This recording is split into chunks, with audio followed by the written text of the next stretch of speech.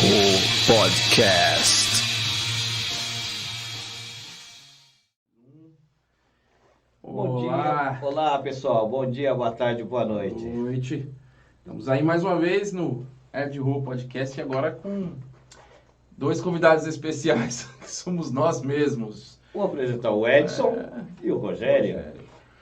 Galera, hoje a gente vai falar um pouco da nossa experiência que a gente teve com esses convidados, né? Que a gente vai começar uma segunda temporada. E a gente vai falar do que já passou aqui, do que a gente passamos com os convidados, do que a gente conversou, né? Uhum. E são ótimas memórias, a gente estava dando uma lembrada aqui. A gente sempre lembra, na verdade, né? A gente como é que foi? lembra. Lembra aquele podcast número 1 com o Dirceu, com o Professor Brasil, Juliano, Vini, Igor. O Emerson tá para sair, né? O professor ele precisa... ele estava fazendo uma correção no livro dele. Isso, correção, né? Ele está fazendo uma correção no livro e aí a partir disso ele vai lançar. Então não saiu todo do Emerson, né? Na verdade, não saiu todo, saiu alguns cortes e a gente vai gravar com ele agora na íntegra, já com o livro pronto, tudo direitinho. Sim. Porque também a gente vai fazer lançamento do livro, né? Então tem todo esse... tem todo um detalhe que ele... todos esses detalhes, né? E... o que você está achando dessa experiência? Porque vocês viram, não sei se vocês perceberam a diferença aqui do começo dos primeiros, até com o equipamento nosso todo, para os últimos, que acho que já está saindo bem melhor. O que você achou de tudo isso? Foi um crescimento progressivo, né? Que eu percebi, né? A gente foi amadurecendo aos poucos. Não sei se você lembra, né? Como é que foi o Ed Ho número 0? Zero, a gente não chama nem de 1, chama de 0. O 0 é o piloto, né? Uhum. Que a gente fez na casa do nosso amigo cameraman. Mauro. Um dia vocês vão ver o Mauro aí. E assim, né? Pra mim eu já tava muito feliz daquele jeito, do jeito que tava, porque eu não conhecia. Já tava ótimo, tava bem legal. E o que tava contando ali era a empolgação. E o Dirceu foi o primeiro, né? Ele foi lá com a gente. Fechou com a gente lá. Isso, foi lá, fez com cachorro latindo, máquina bateu umas 10 mulher portas. xingando a outra lá do outro lado, todas as portas batendo. E não tinha vídeo, né? Era só o Ed Ho gravado, né? Não tinha, celular. Não tinha no celular ali e tal, então foi difícil, né? Eu tenho gravado, né? Gravado. Legal, vai ser verdade. E eu percebi que, claro, né? A gente só entende quando vai melhorando o patamar, quando a gente vai experimentando e comparando. Isso, Aí eu comecei a entender, assistindo os que já tinha, porque eu mesmo, assim, não tinha noção exata de como montar um podcast. Foi você que me falou, para assistir mais e ver como é que era. Que não era uma entrevista formal. Isso, um papo. Não tinha uma espécie de linha, né, assim... Isso. Quadros, né? A gente até traça uma linha mais ou menos no convidado que a gente quer falar, mas acaba, né? Não são quadros, né? Não são quadros, não. É uma conversa livre, solta. É como se fosse uma conversa de bar, né? Você conversando ali sobre vários assuntos. Aí eu fui assistindo e fui percebendo, e aí comparando. Que nós fomos progredindo aos poucos. Primeiro a gente prezou pela qualidade de som. Foi. Não foi? Foi. Som, como que a gente faz? Aí vamos investir no quê? No microfone, né? Foi, investiu no microfone, a primeira coisa. Microfone para colocar no celular, né? No celular. A câmera é o celular. Porque os primeiros foram todos celular, gente. Vocês viram até a oscilação de imagem. E aí a gente teve a ideia de comprar um microfone, aí deu um grau, né?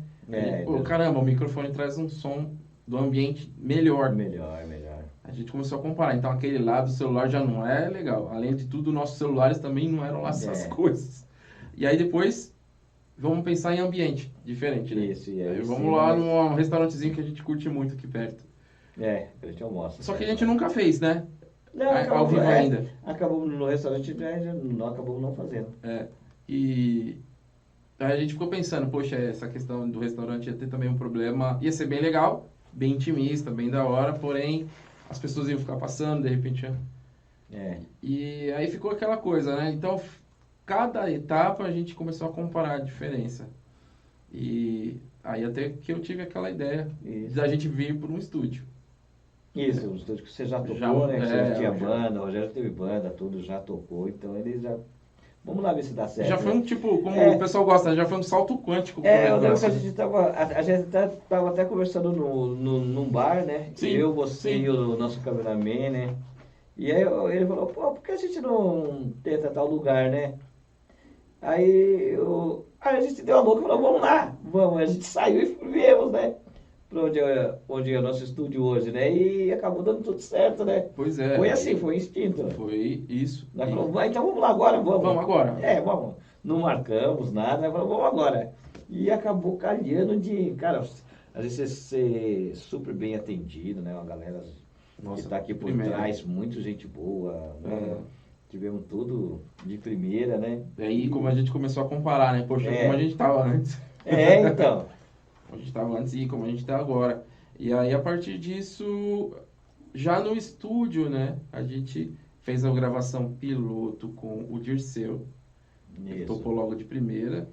E ele mesmo falou, cara, eu acho que vocês podiam dar uma melhorada. A gente ouviu, tá muito bom, mas... Dá uma melhorada. Vocês podiam dar um salto aí. Aí tivemos a ideia do estúdio. E a partir disso viemos pra cá, gravamos a primeira com ele, né? Foi. Foi a primeira com o Dirceu. Na verdade, a segunda, ele já tava super aquecido a já, segunda dele, né? A primeira nossa... A primeira essa que a gente falou fora do estúdio, que a gente fez na casa do nosso amigo e tal, foi com o próprio Dirceu, né? Que a gente é um cara muito gente fina, a gente tem uma conversa muito longa com ele. Professor de matemática, ele trabalha também com marcenaria e tal, então a gente tem uma conversa muito boa, bem politizado ele, né? E ele sempre disposto a conversar com a gente na escola, sempre, né? Sempre. A gente assim, conversou muita coisa com ele tem um interesse em aprender muito grande, né? Ele tem um interesse. Ele tinha alguns dogmas que foram caindo, né? Foram caindo. Pra você ter ideia, o Dirceu é um religioso, né? Sim. De um certo modo, mas ele foi abrindo a cabeça dele por outras coisas, política. Inclusive né? fazendo a própria crítica à religião dele. A religião dele, cara. No intuito de melhorar, né? Progredir. E ele mesmo se assumiu liberal. Mas liberal, talvez, no melhor sentido, né? Ele falou, eu me assumo como liberal, mas eu queria entender exatamente qual que é o alcance. Porque nós somos, pelo menos eu e o Edson, somos os divergentes, né? A gente nos consideramos divergentes, porque a gente... Né? Nós, de fato, vivemos no liberalismo, mas somos críticos ao liberalismo. E aí foi legal, porque não criou o ranço, né? Criou interesse, vamos aprender um com o outro. E ele com certeza, né? Vamos nessa. E aí com o podcast, provavelmente ele se preparou. Se preparou. E no Projeto Zero, foi umas 3 horas de papo, né? Foi, por aí. Não parava, assim, um puxando o assunto do outro, querendo aprender a entender, no maior respeito e tolerância. Isso. Que eu acho que é o que está precisando nesse país, tolerância e respeito ao diferente. Você pelo menos escutar o diferente, né? Sim. Porque a pessoa que pensa diferente, ela tem uma razão para pensar diferente. Você tem que pelo menos escutar. Tentar entender. Nem para depois você passar críticas ferrenhas. Isso, né? você não precisa concordar. Né? Mas você tem que ver o ponto de vista do outro. Isso. E aí... Foi o que a gente fez e ele veio super... Não vamos nem entrar na polêmica dessa questão da tolerância do diferente também, né? Porque aí vem aquela questão, mas se o cara colocar uma ideia fascista, nazista, não vai entrar nessa, né? Vamos debater. Mas você tem que debater, você tem que conversar. Não estamos falando que vamos pôr em prática, né? Mas vamos... Porque realmente quem é que entende o que é, né? O nazismo e o fascismo. Vamos entender. Tudo, na verdade, gente. Tudo é questionável, tudo eu acho que tudo é passível de discussão, né? Tem gente que fala, a religião não se discute. Sim, claro que sim. Futebol, claro que sim. E tudo é discutível pra gente tentar entender e pensar. E foi o que ele fez. Eu acho que ele buscou estudar, se preparar e foi, assim, excelente, né? A gente debateu pra caramba. E assim, você tem alguma memória específica desse encontro? Pra mim são várias, né? Com o Dirceu, né? Pode começar você. A gente começou a falar de comunismo né? Exatamente. Porque o Dirceu se interessou por esse assunto de conhecer, pelo menos. Isso é muito bacana. De conhecer. Ele tinha um avesso à palavra comunismo, como a maioria das pessoas tem, né? Sim. Mas sem entender. Vai dividir. Ele sacou que existe um conhecimento vulgar sobre isso. Isso, a pessoa fala comunismo e tal, mas pelo menos não entende nem a ideologia comunista, Isso. né? O que quer dizer, né? Então ele se propôs a entender, né? Uhum. E aí a discussão foi bacana. Foi. E teve focos, e como qualquer debate, qualquer bate-papo, a coisa às vezes vai para outro lugar, né? Quando a gente está conversando é assim, né? A gente começa com uma coisa, aí vai, porque é muito intenso, né? É muito intenso. De repente a gente muda um pouco, depois volta, né? Então eu acho que o foco foi bastante isso, né? Política, pelo que eu percebi. Foi bem político, a conversa com ele foi bem política. E, assim, essa questão do comunismo, desses regimes, eu creio que tenha sido lá do meio para o fim, né? Daquele debate que a gente teve, mas depois ele foi puxando bastante para a questão, e nós também, né? Política e educação, né? Política e educação, isso. Escola, a gente conversou muito, falou muito de escolas, teve ditadura, como que é hoje, como que estão os alunos hoje. Eu lembro que a gente falou muito disso, né? Como ele vê toda, né? Sim. Essa engrenagem escolar, a gente falamos de tudo, né? Da parte educacional, né? Isso, é o que vocês não viram, porque esse daí foi o que a gente fez sem vídeo. Relembrando quando ele veio para cá, quando a gente abriu o estúdio com vídeo, a gente também seguiu essa linha. Mas... Porém, eu acho que eu percebi que teve bastante coisa que a gente falou sobre ideologia. Não sei se você lembra. Né? Falamos bastante coisa sobre ideologia. Que eu achei assim magnífico, né? Que ele refletindo, o Dirceu refletindo, ele foi trazendo essa questão. E se minha mente estiver dentro de uma bolha, né? Como eu posso fazer para sair dela? Da Matrix. Da Matrix. Que é a tal da ideologia. Né? E ele pensa assim, isso, né? Vamos conversar isso. Lembra? A discussão foi uma discussão muito boa. Esse negócio da Matrix é interessante, né? Que você tá nela, não consegue entender, não consegue acordar fácil, né? É o filme que o filme mostra, né? O filme mostra muito bem isso, você não acorda facilmente. Porque o Neo tá lá com aquele negócio lá. Na verdade, todo mundo, né? Os seres humanos estão com aquele... Todos. E eles não sabem que estão dormindo, mediante alguns detalhes. A pessoa vai percebendo. Mas se você perceber, é o que acontece com o ser humano quando ele consegue sair fora da caixinha, né? Uhum. Porque você está num sistema, sei lá, um sistema político, econômico, sei lá, qualquer que seja. Você está numa matrix ali. Sim. Você começa a prestar atenção. Se você começa a prestar atenção nos detalhes, é o que você começa a sair fora da caixinha. Alguma coisa que vai incomodando. Alguma coisa está te incomodando. Você fala, alguma coisa aqui não está correta. É o que aparece no filme. O cara fala, mas alguma coisa, que o Neo mesmo, ele fala. Sim. Ele sente que alguma coisa não está certa, né? Em alguns lugares também do mundo, certas pessoas vão percebendo. Mas, tem alguma coisa. A Matrix vai dando uns bugs, né? Umas falhas. E isso é real. Porque no sistema econômico, no sistema político, você vai percebendo as falhas para puta. E aí você vai ficando insatisfeito com aquilo. Que é os divergentes, né? Você vai ficando fora. Cara. Que é a contradição que te aparece. E você percebe, né? Você começa a perceber. Que ele falava assim, poxa, a minha denominação religiosa prega a bondade, prega a caridade. E, de repente, eu vejo a ostentação. Então. E aí ele começa a pensar, mas não é assim, né? Tem alguma coisa que está errada. Aí começou, né? Aqueles que não fazem essa crítica ficam dormindo. Pelo menos foi o que eu entendi dele, né? E é assim a sociedade, se você prestar atenção assim. Os que seguem fielmente a eles continuam, mas eles não têm essa visão de perceber o que está. E tem gente que percebe. Uhum. E fala, isso daqui não está certo. E aí você começa a estudar, analisar, que você fala, você tem alguma coisa errada aqui. E acho que o Dirceu, ele fez isso. Sim. Ele faz isso, né? Ele não fez, ele faz isso. Uhum. De ter esse toque, de perceber, né? De perceber e tolerar. E ir até construir uma ponte até aquilo que ele considera diferente. Sem estranhamento, né? Porque quando você não quer fazer a ponte com o outro, aí você não consegue, né? Eu acho que a coisa é você saber se questionar, porque muitas vezes as pessoas te colocam as coisas e você não questiona o porquê você está fazendo aquilo, né? Eu acho que a partir do momento, pelo menos a gente que é dirigente, né? A gente questiona, né? Por que eu tenho que fazer aquilo? Porque a gente tem que saber por que você está fazendo aquilo. Sim. E a nosso estudo acadêmico nos prepara para isso, né? Para você questionar Filosofia aquilo, e né? história, né? Mas você pode fazer uma coisa que talvez você não concorde, mas você tem que entender por que você está fazendo aquilo. E é difícil fazer isso, né? E é difícil. Cara, mas você tem que entender, você fala, pô, ó, e às vezes você está num debate ali acalorado com determinadas regras, determinadas normas, aí você vai pela maioria que votou alguma coisa no sentido, né? Mas você deixa seu ponto claro que você não concorda. E isso você tem que fazer sempre. Por que estão te empurrando isso? Por que estão te fazendo aquilo? Por que você está vendo isso? Aí você está falando aí uma coisa que eu tava estudando de leve, que é o comportamento de rebanho. De rebanho. Sem nenhuma comparação. Sem nenhuma comparação, porém, esse comportamento sociológico, que o ser humano é bem rebanho, né, desde o começo. Estar junto do grupo é mais se sentir mais protegido.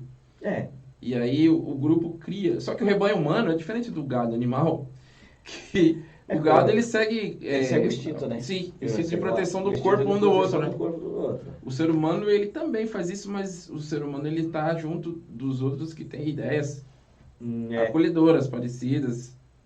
E eu acho que esse comportamento de rebanho é que cria muito, né, essa questão do não questionar, né? Já que tá todo mundo aqui pensando a mesma coisa, falando a mesma coisa, por que que eu vou questionar? Eu vou ficar aqui também. É mais cômodo, né?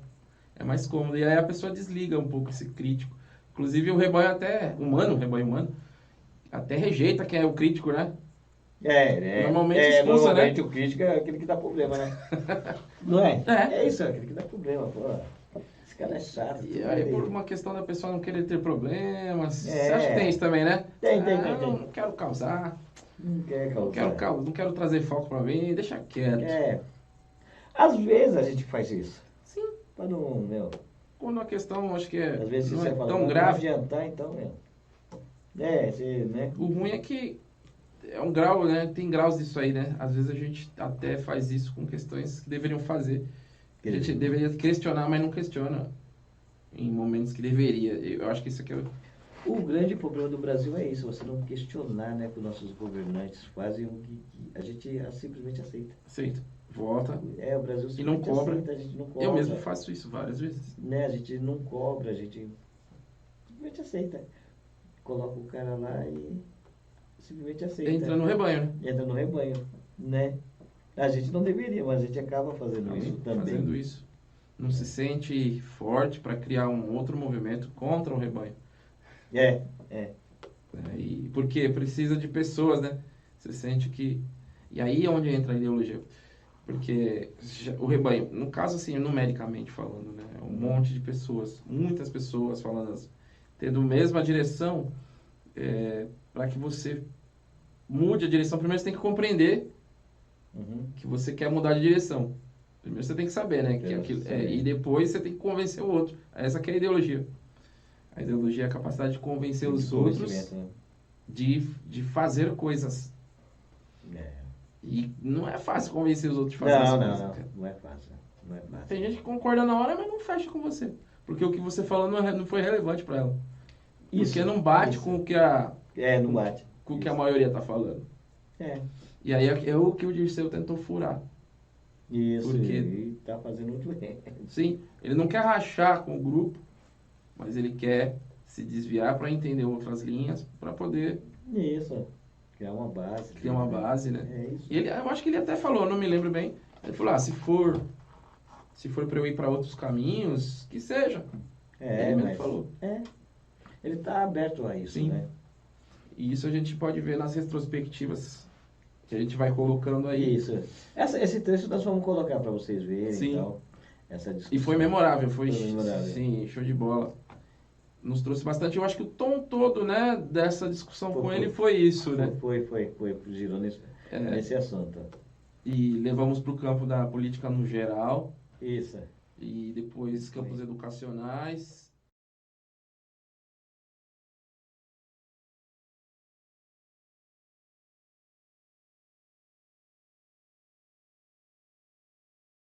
A gente tá vendo por fora, a gente sabe que ele tá fazendo errado. Mas a consciência dele tá fazendo certo, Sim. então ele não vai dormir com peso na consciência. Então eu acho que... ele Não passou dormiu, nada. Não passou nada. Essa é uma consciência institucional. É. E ela ainda é mais forte quando ela está relacionada ao dever cumprido de Estado. Dever cumprido.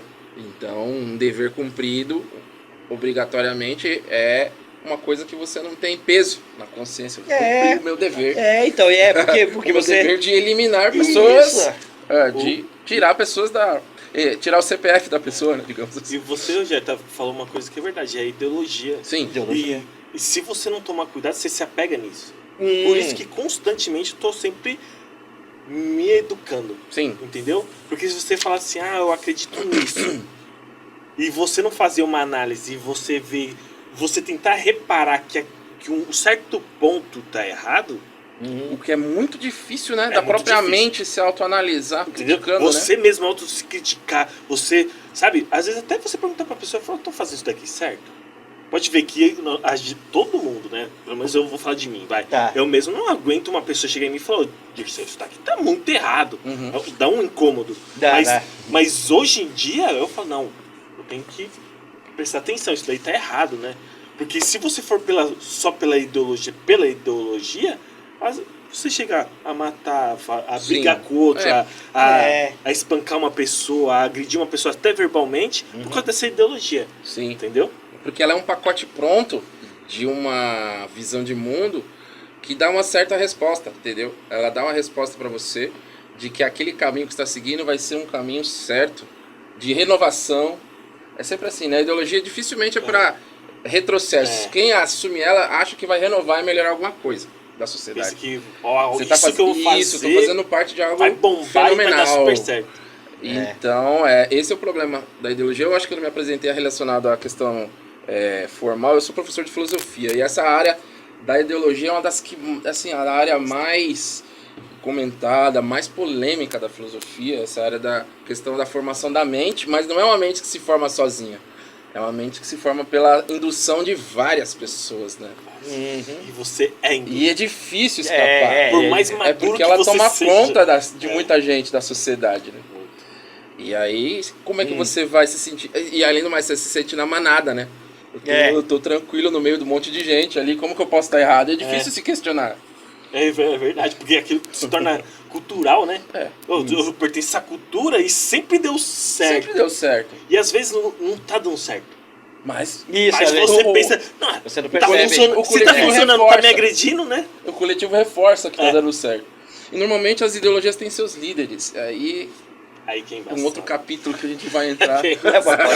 Mas podemos entrar, Vamos ué. entrar. Podemos entrar, A mas... ideologia tem seus líderes, né? São pessoas que têm capacidade altíssima de elaboração e convencimento de ideias. E hoje em dia a gente vê que é cada vez mais difícil o jovem sair disso, né? O jovem, ele tá... O jovem é o alvo disso, né? É o alvo Ele disso. É o alvo disso. Mas ele... Eu acho que quando era mais jovem a gente tinha mais liberdade para pensar. E hoje é tudo jogado muito em cima dele, ele não tá percebendo. Eu acredito assim, Edson. É. Antigamente tinha uma certa liberdade, mas Não é era certa. induzido também. Não. Só que hoje é É. mais na tendencioso, vamos dizer assim. Uhum. Sabe aquela questão de hoje se tornou uma coisa muito mais rápida por causa da internet. Sim. Porque Isso, antes tinha verdade. só o conhecimento da população era a escola. Isso, E a escola só tinha aquele certo horário, então era muito lento. Hoje em dia com a internet tá muito mais rápido. Ah, sim. A circulação das ideias. Circulação. Pode ver que teve o impeachment da Dilma em 2014, né? Se não me engano. Sim, não me falha a memória. Se não faz Aí veio o Bolsonaro em 2018. Aí o Bolsonaro já tá saindo, pode ser que entre Sim. um E lembra que anda o muito rápido. Temer tava... O Temer Então. foi o meio de campo É. disso aí, né? Entendeu? o Temer. Então, a internet, a modernização hoje em dia, tá mudando a sociedade muito rápido. Muito rápido. Entendeu? E assim, dá medo, por quê? Porque antes você falava, isso daqui tá começando a dar errado. Então vamos mudar. Entendeu? Hoje em dia não. Se deu errado, deu errado. Eu acredito nisso, entendeu? Não Muito tem como você manobrar pra dar certo. Entendi. Entendeu? Mesmo que esteja tudo rápido, quando você faz uma ideologia avançar para combater aquela ideologia que deu errado. Já se torna muito difícil. Muito difícil. Exatamente, eu vou olhar aqui pro olho da câmera, aqui para vocês, exatamente. Ideologias, né? Elas não são inocentes e muito menos as ideologias são apartidárias. Então existem os lados, né? Os lados. Que ideologias Isso. são essas e para onde elas vão? Normalmente as boas reflexões dividem elas em dois, exatamente em dois, é esquerda e direita. Esquerda e direita, é um lado e o outro. Aí vem outras ideias dizendo que existem múltiplos, mas eu acho que didaticamente, dois lados eu acho que tá bom, né? Didaticamente é direita e esquerda. Dois lados tá bom, né? Sabe por que eu acho que não tem múltiplos? Porque quando você fala, tem esse pensamento aqui, se torna uma ideologia, certo? Certo. Tá. E sempre tende pro radical. Sempre vai radicalizar.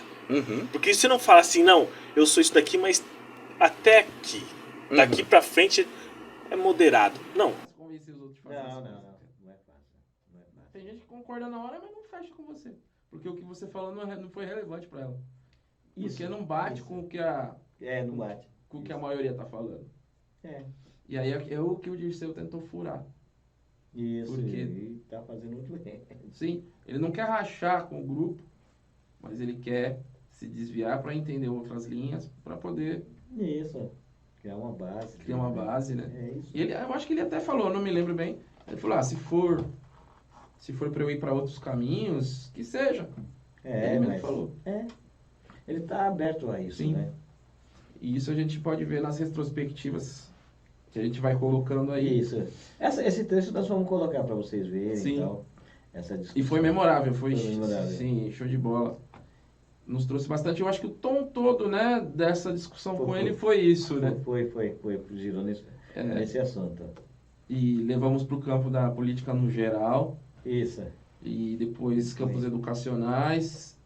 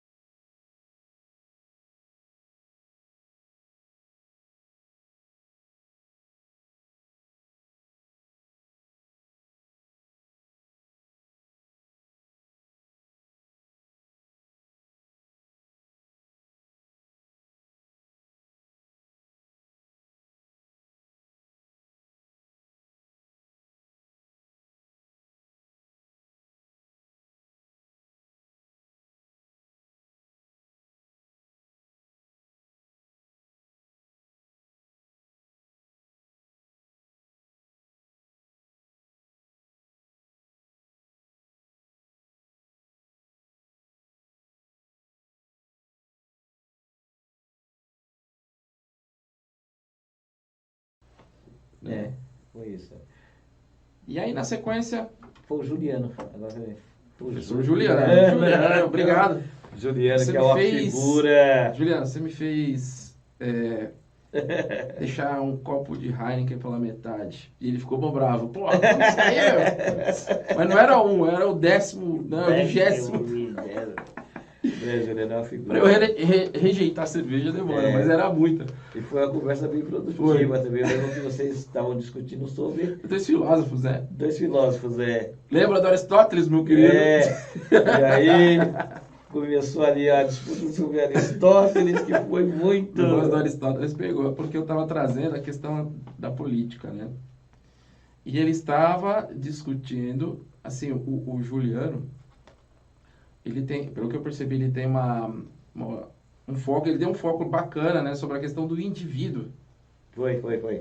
Porque ele estava contextualizando a situação do ser humano, do indivíduo, da modernidade, enquanto processos agora individualizados, as pessoas estão se sentindo cada vez mais elas mesmas, indivíduos sozinhos no mundo, e ele deu esse foco, né, do indivíduo, né. Aí eu perguntei para ele, mas e se numa escola onde você está sofrendo bastante lá, situações onde você precisa mudar, você não concorda, o que você faz? Ele diz, não, primeiro mude você mesmo, ele falou, né? Primeiro mude você mesmo. Tenta achar o que há de bom na situação. Não tenta bater de frente com tudo para tentar mudar a situação de todo mundo. É o que eu entendo que ele está querendo colocar, eu entendi bem. Você tem que, pelo menos é o que eu entendi depois, se ele quiser ele pode me corrigir, mas eu acho que foi isso, né? Ele vai voltar. Ele vai voltar. Ele percebe que existe toda uma malha de situação, uma espécie de muralha, que é a tal do rebanho, né? Que é as pessoas deixando no automático, e que se você percebe que aquilo ali, de repente, não é uma coisa tão humanitária, humanista, ou sei lá, você tem outra orientação, você tenta furar isso sozinho vai ser difícil. Então, tenta tirar o melhor daquilo, que, pelo menos que eu entendi, né? Tenta mudar a frequência da sua mente para você... E aí fiz um contraponto a ele dizendo que essa caminhada é a caminhada do ser individual hoje. As pessoas estão fazendo isso, tentando grupelhos ou sozinhos. Aí eu usei o Aristóteles lá do passado, Aristóteles século II a.C., né? Mas vale porque ele deu a definição, o homem é um ser político.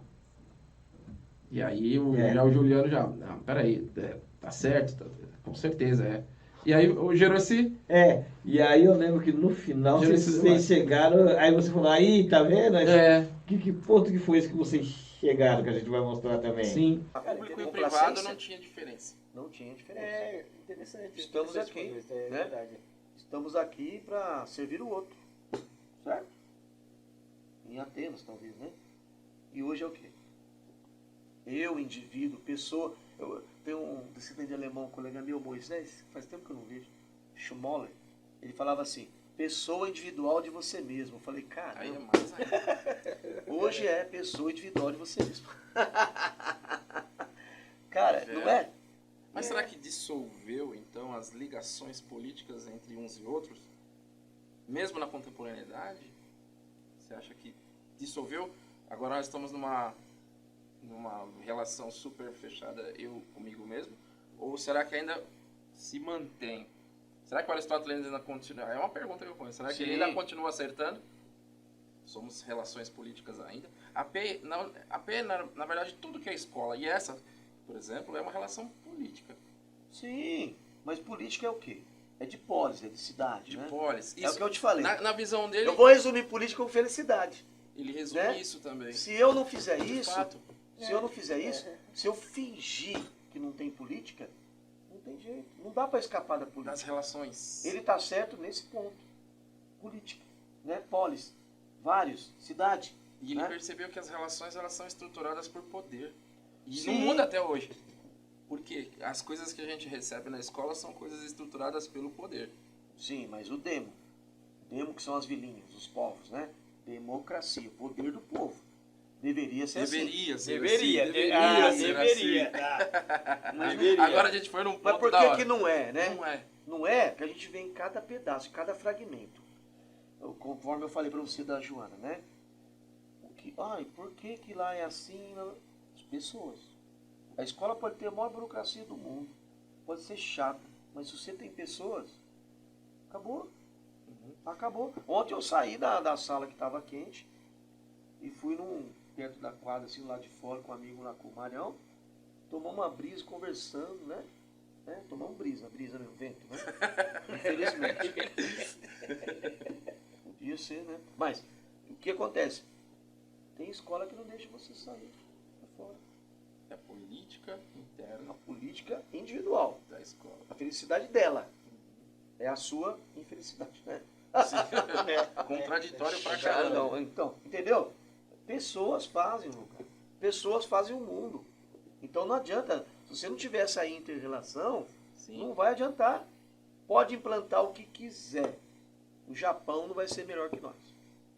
E o que a gente não faz vai ser melhor que essas... É porque eu sempre consigo... Eu acho que o Aristóteles não quebrou ainda, porque essa estrutura, as pessoas fazem sim.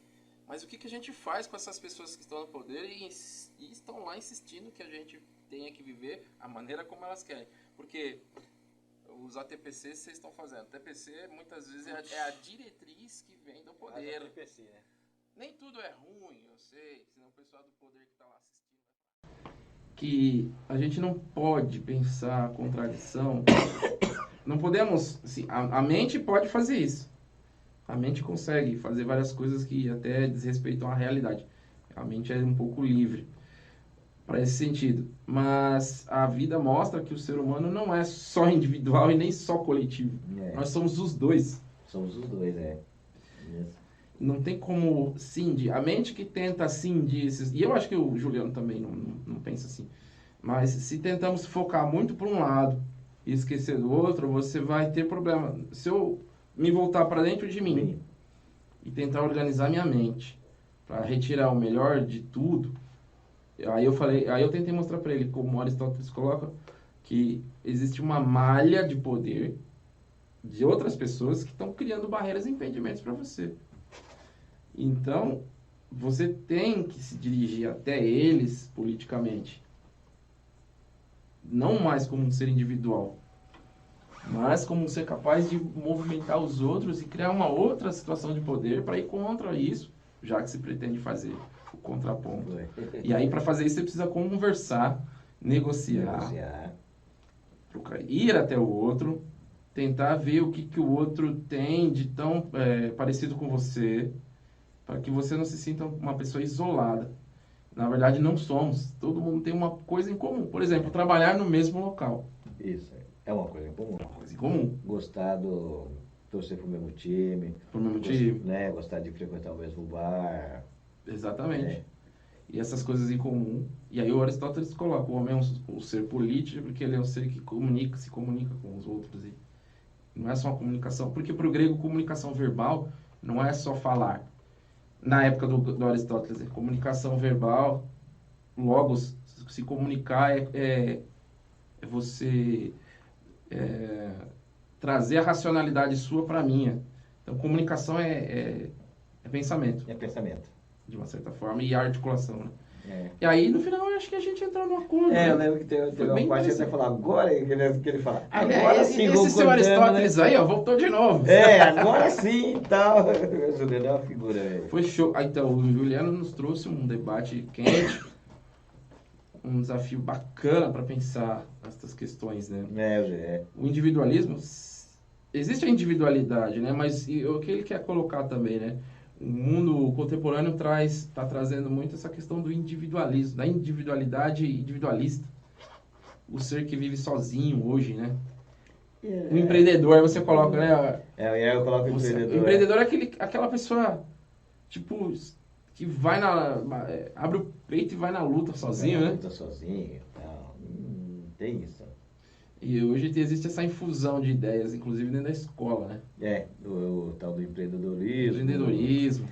Juvenil, protagonismo, que as palavras hoje usadas, né? A gente ouve muito falar isso na escola. Isso. Ontem eu estava assistindo pela segunda vez uma palestra da Marilena Chauí, pela editora Boitempo no YouTube. E ela coloca, a Marilena Chauí, uma intelectual, né? De esquerda, ela coloca que o mundo contemporâneo, dominado pelo capital agora não mais fordista, um capital cheio de tecnologias, ele transforma o Estado numa empresa, né? Porque o capital hoje ele é tecnológico e financeiro. Financeiro. Financeiro. E essa lógica da empresa, ela cai muito bem no estado mínimo de bem-estar social, onde o Estado, que tinha o papel de fazer uma política pública mais generosa, e no Brasil quase nunca teve, nessa lógica da empresa just in time, o empresário, gestor, né? Agora ele vira o gestor, né? Do Estado, ele otimiza. Otimiza. Né? O empresário ele sempre vem para reduzir gastos, custos. E dentro da máquina do Estado, reduzir gastos é o que eles mais estão fazendo. É cortar serviços, enxugar. E aí a Marilena coloca, não é à toa que agora essa palavra gestor está muito na moda. Então, quem é o gestor da cidade de São Paulo? Não precisa nem falar, né? Eles mudaram muito o nome para ser coisas empresariais. Né? Agora você não tem empregados, tem colaboradores e tal, mas, cara, não mudou nada. Inclusive o próprio governador João Dória Júnior é um empresário. Não é? O empresário, votaram nos empresários. E a política dele é de redução de custos. De redução de custos. Ele é um empresário que está lá no poder, então ele vai reduzir, ele vai enfiar mais empresas privadas. Onde que ele quer. A gente vê isso na educação. E o Estado perde essa função generosa de assistência, não. De retribuir aquilo que as pessoas já pagam, né? E muito caro, por sinal, nos seus impostos. E aí a Marilena falou, vai colocando isso, e onde vai bater no individualismo, né? Porque o gestor, o empresário de hoje, ele está tentando sumir com toda a ideia de colaboração dos trabalhadores enquanto sindicatos. Isso. Acabar com a ideia de coletivo. Porque é mais fácil dominar e docilizar pessoas isoladas. Individuais. Né? E aí é onde entra toda a lógica, né? Toda essa lógica vai se espalhando. Eles fazem umas formas diferentes de falar, né? Sim. Hoje você é protagonista, você é empreendedor e tal. Você continua empregado, velho. Sim. E aí onde você é colaborador. Sim. Né? Eu tenho uma amiga que ela é chefe de um setor lá de uma grande rede de mercado, e ela fala, eu acho até legal, não, meus colaboradores tal, cara, sabe? Isso aí é uma tem umas formas. É uma linguagem que apaga o coletivo, né? Que apaga o coletivo e tal, né? Ou seja, você tenta falar que o cara não é empregado, mas o cara é empregado. Sim. Sabe? Você trabalhou, você mesmo contou um certo episódio aqui, você trabalhou no Correio, participou de greves. Pois eu mesmo fiquei era furada e tal. Falei isso.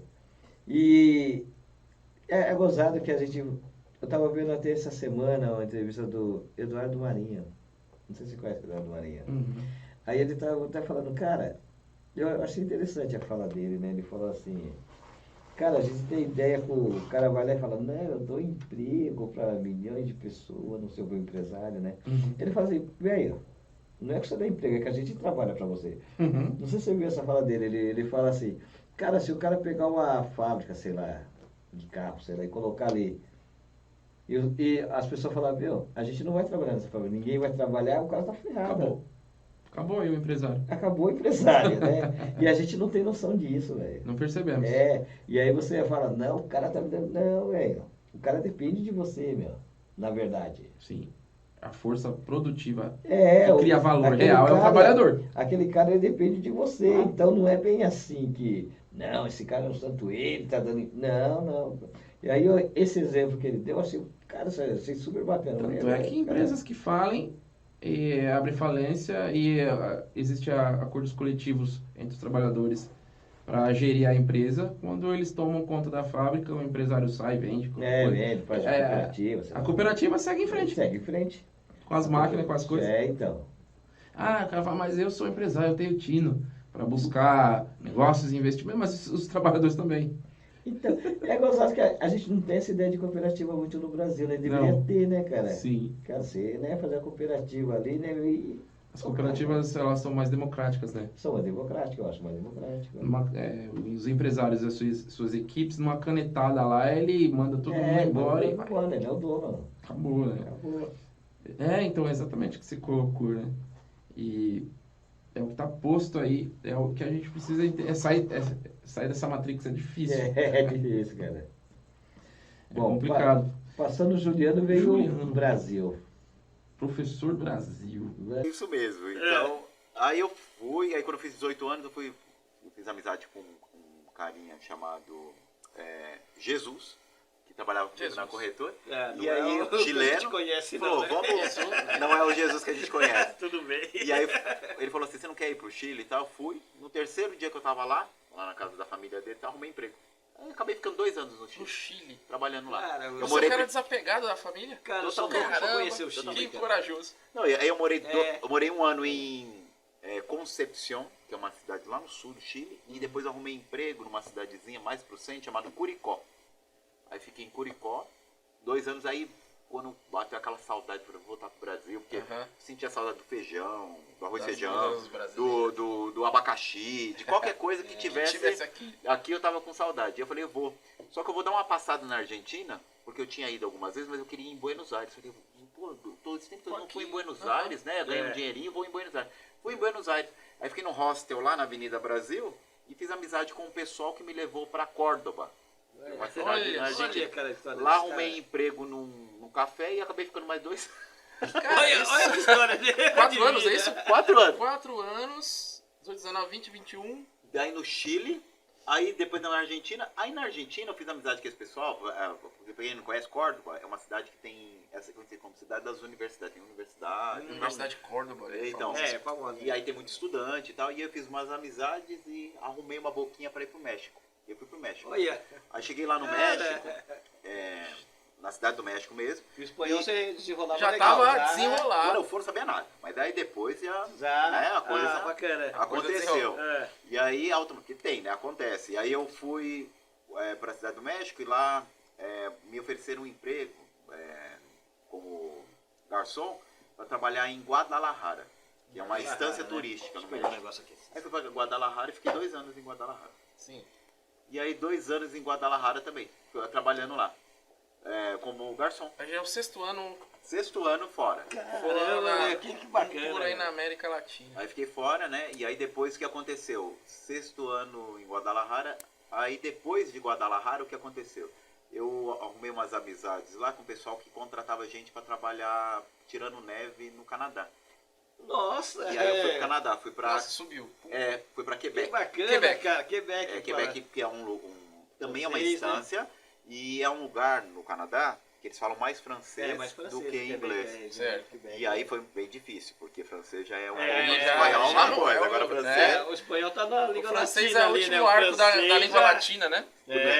Então. É o último arco que você entende pouca coisa. E o francês canadense, ele tem algumas especificidades, né? E aí eu pensei, falei... E aí quando eu cheguei lá, eu achei que eu ia tirar... Olha a ideia, né? Eu falei assim, trabalhar com neve, tem que tirar neve. Eu pensei assim, que era aquela coisa de pá, né? Mesmo. Aí o cara falou assim, né? Você tá doido, cara? Com pá, você morre na hora. A primeira pasada que você dá já virar um cubo de gelo ali. Porque a ideia que a gente tem, né? Dos trabalhos Mas precários, né? Eles pegaram e colocaram eu num carrinho fechado, o carrinho tinha climatização e tal. E aí você vai, a neve passa pelo carrinho e sai do outro lado já derretida. Então você tinha que ir tirando. Por quê? Porque se forma... Eu peguei temperatura lá de menos 27. Você sabe o que é menos 27? É mais gelado que o seu congelador da geladeira. Cara, menos 27 era neve assim, de dar com... E aí o que acontece? Tinha dias que eu nem saía, né? Eu falava, eu não vou, não morro lá fora. Não vou, pronto, acabou. Eles entendiam e tal. Mas é muito legal, assim, trabalhei no Canadá. E aí lá eu tive a oportunidade de ir para os Estados Unidos, não de morar, mas de ir para os Estados Unidos, porque eu estava no Canadá visitar. Se tem a fronteira lá, você consegue. O Canadá é mais... O Brasil foi também uma ótima, né? O Brasil... O Brasil, eu não conhecia, nem o Juliano também, né? O Juliano também conhecia. São colegas seus de trabalho, né? Que trabalharam comigo. O Brasil ainda trabalha, o Juliano trabalhou. Mas a gente está sempre em contato, né? Super amigo. E o professor Brasil... Você conheceu também, filósofo também. Sim, aqui foi a grande dos filósofos. Foi matemático né? e 2 filósofos até agora. O professor Brasil foi fantástico também, porque a fala dele é quente, uma pessoa que tem uma energia, fulgor no falar e, assim, são pessoas que têm convicções ideológicas, não são pessoas em cima do muro. Não, ele Não são pessoas que ficam te seduzindo para dizer que não tem posição, né? E aí ele se posiciona claramente pela esquerda, claramente como alguém divergente como nós, né? Divergente, o Brasil. Divergente contra o quê? Contra o status quo do Estado, do liberalismo, do capitalismo. E ele vai mostrando claramente, abertamente. Né? Abertamente. E assim, o que surpreendeu no meio de tudo isso são as viagens, eu acho. As viagens pegou muito, a galera fala muito, né, sobre o tanto que ele viajou, tanto que andou, tanto que ele conheceu, né? Isso as pessoas têm curiosidade sempre de saber. Sim. Primeiro, é estranho, né, gozado, né? Porque as pessoas têm curiosidade, pelo menos, de saber do indivíduo. Às vezes o convidado vem aqui, aí ele pensa que quer falar apenas de um assunto, por isso que a gente sempre faz aquela pergunta, como você começou, tudo, porque as pessoas têm interesse em saber, né? E às vezes o convidado ele pensa que não, eu vou falar de mim assim, as pessoas não vão interessar. Não, é pelo contrário, elas têm interesse de saber, né? Depois elas querem conhecer mais da pessoa, mas primeiro ela tem interesse de saber de onde o cara veio, tal, o que o cara fez para chegar ali, e aí depois elas se entram no assunto, Curiosíssimo, né? Isso. Eu até entendo, cara. Eu também. Eu até entendo, porque quando você quer conhecer a pessoa, você quer saber de onde que ela veio, porque ela tá ali. Você vê, o Dirceu falou, eu nem ia ser professor. Foi um irmão meu. Mas, velho, eu acho que ele ia ser polícia, bombeiro, uma coisa assim. Uma coisa nesse sentido. E de repente, pum, né? Fez a faculdade e tá lá. Foi o que aconteceu comigo, né? Quem mais? O professor... O próprio Brasil. O próprio Brasil também, né? Viajou, fez muitas coisas. Conheceu um cara da Argentina, não sei onde. E aí... Aí o cara convidou ele pra fazer um intercâmbio, ele foi pra lá, pro Chile, não lembro. Não, mas a gente vai mostrar, gente. Vocês vão ver toda essa caminhada do Brasil. Depois de lá, daqui a pouco ele tava no Canadá tirando neve. Tirando neve, né, velho? O Brasil é muito doido. E assim, ele ficou pouco tempo com os pais, né? Uma pessoa que tava se deslocando muito, trabalhava longe, chegava no final de semana na casa da mãe dele, depois ele... Então ele foi uma pessoa que ele mesmo disse que era um pouco desapegado da família, mas... esse lado familiar. Sim. É verdade. E aí, eu não sei se ele falou bastante da questão da casa-abrigo, mas ele disse que lá na casa-abrigo os jovens estudavam mais do que na escola comum, ele né? Mostrou a chegada dele, que a gente vai passar também, vocês vão ver agora. Mostrou a chegada dele na casa-abrigo, o impacto que ele teve com atitudes, né? Com atitudes, atitude dos... Atitudes violentas. Agentes penitenciários que chamam, né? Os agentes penitenciários. E o que é interessante, bate com o foco do estudo dele, que ele vai trazer pra gente depois, o Foucault. Isso. Acho que é Foucault, né? Que ele tá... Vigiar e punir. Vigiar e punir do Foucault, né?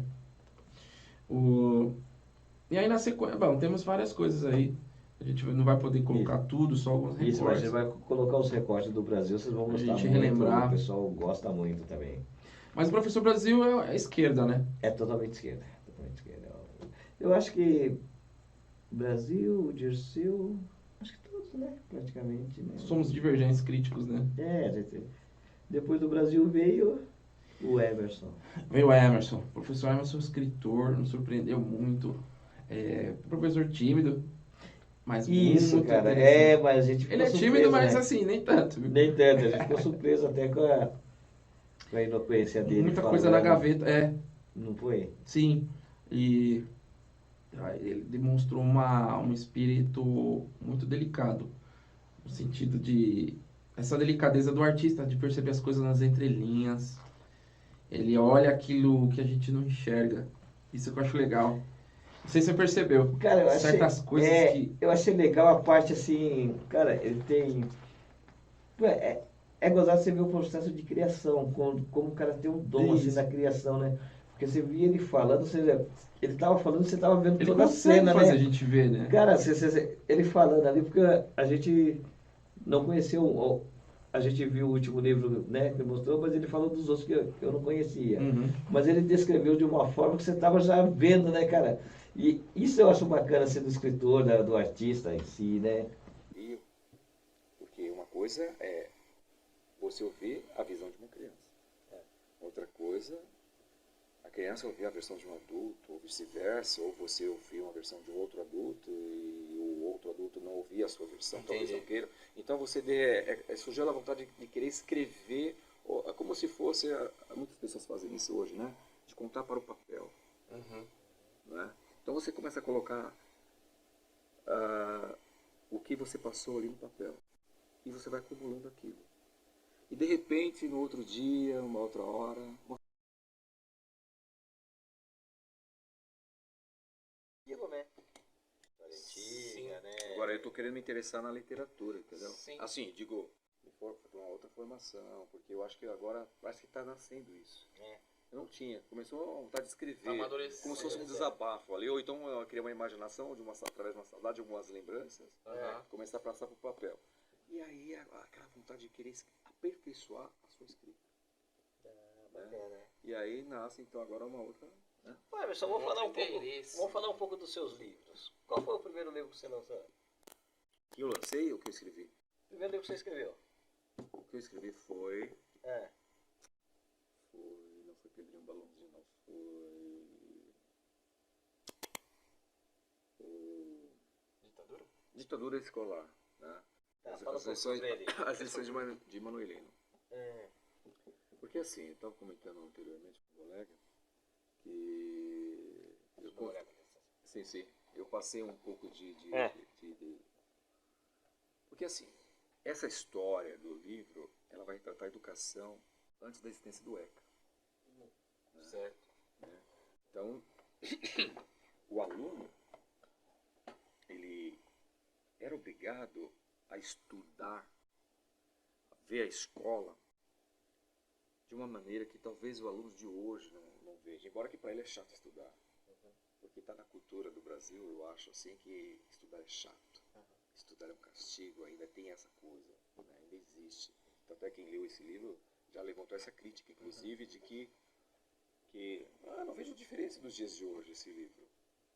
Mas passar pelo que o personagem passou, como já presenciei casos desse tipo, né, da pessoa sofrer na mão de um ditador, professor, né, a ponto de tocar no aluno, a ponto de ferir o aluno sentimentalmente, de ferir fisicamente, de colocar de castigo, não sei como poderia atribuir isso para uma criança, que castigo é esse, né, de se isolar das demais crianças, deixar preso dentro de uma sala de aula. Isso, quando eu estudei tinha muito isso. Você está entendendo? Então, nós vemos que isso hoje não existe, não pode existir. Não pode. Não é desumano até. Mas talvez na época isso foi visto como algo comum, era assim mesmo. Portanto é que a criança chegava em casa e quando o pai não sabia do que acontecia com seu filho dentro dos muros da escola. Enquanto a sociedade lá fora presenciava, a mídia expunha inclusive a repressão da polícia em cima da comunidade civil. Expunha de forma... Você entendeu? Isso foi bem explícito. Sim, ali. explícito. E já dentro da escola, muitos não sabiam o que estava acontecendo com seus filhos. Um local, digamos assim, não secreto, mas não se podia falar. Ali estava abafado. Abafado, exatamente. Porque, detalhe, geralmente a língua dos pais qual era? Respeito. Não, a professora falou, o professor falou, então ele está certo. Porque ele é a representação, é o substituto do pai lá fora. E lá dentro... Você tem que obedecer, acabou. E lá dentro a repressão. Exatamente, então o aluno tinha que engolir aquilo. Aquilo Vamos lá. Trazer essa capacidade da gente... Essa capacidade de fazer você viajar com ele. Só com ele ali, né? Tanto na escrita e ele falando, né? Exatamente, eu senti a mesma coisa. A gente estava dentro do livro. Ele estava dentro do livro, ele falando, não, tal, que até o livro, né, tirou do primo, sobrinho. O né? Pedrinho Balãozinho. Pedrinho. E ele contando ali, você estava vendo, cara. Eu acho que as pessoas que viram a entrevista também entraram nessa vibe. E vocês precisam ver. Cara, é muito, sabe, assim, a matéria completa. Cara, você esse cara dando aula assim na escola, assim, falando assim, cara, você... Sim. E lá na escola ele se sente subaproveitado. Isso, Por quê? Por várias razões. Lá é um ambiente rotineiro, eu não sei. Tem várias questões. E a gente tentou resgatar um lado dele que seria muito interessante e é um lado que eu levar para a escola. Esse lado dele, assim, falando dessa forma, me surpreendeu. Que é o contador de histórias. É, o contador de histórias. Me surpreendeu ele. E a gente precisa muito disso. As pessoas vivem com a cara no celular ali. Esquece que o ser humano é o melhor contador de histórias, né? É, o melhor contador. Você está olhando uma coisa aqui, mas é o ser humano na presença viva. E o livro também é uma forma, né? Que ele consegue plasmar ali a ideia dele. Eu percebi que o Emerson, ele traz bastante a questão dos dramas que ele teve na vida dele. Principalmente relacionado à época da ditadura. Que tem um livro, né? Lições da Ditadura. Manuelito, Lições da Ditadura. Eu achei bem... Foi interessante. Ali, foi interessante. E ele consegue trazer para um mundo paralelo, que é o mundo da arte, né? Ele recriou um mundo que ele viveu, mas já não é mais aquele, porque o mundo da arte é uma outra coisa. E quando você vive aquilo, você percebe o quanto ele tem as críticas e as marcas dessa questão do autoritarismo. Ele percebe isso. Por isso que quando a gente vê ele em aula, percebe que ele é assim, uma pessoa super compreensiva, doce, uma pessoa que tenta compreender o outro, porque ele viu, acho que, muita brutalidade. Né? Eu acho que sim. Vou fazer uma pergunta para você. Você lembra desse tempo? Eu não lembro. Você não lembra algum fato? A gente tem os fatos que a gente lembra da escola, né? Da escola. Da escola que a gente tinha o SPB e tal. Isso eu lembro. Isso você lembra, mas lembro. Tem algum fato assim que você lembra? A minha recordação começa na década de 80. Na década de 80, o último presidente militar Figueiredo. Eu lembro do Figueiredo. O último com o Figueiredo, o Geisel antes, Figueiredo depois. Eu lembro do presidente Figueiredo. Eu era criança, não entendia. Eu sabia que aquilo era um presidente, porque aparecia na televisão. Mas ele já era ele é um militar, né? É um militar, mas... Não foi eleito democraticamente, né? Não. Nenhum militar foi eleito democraticamente.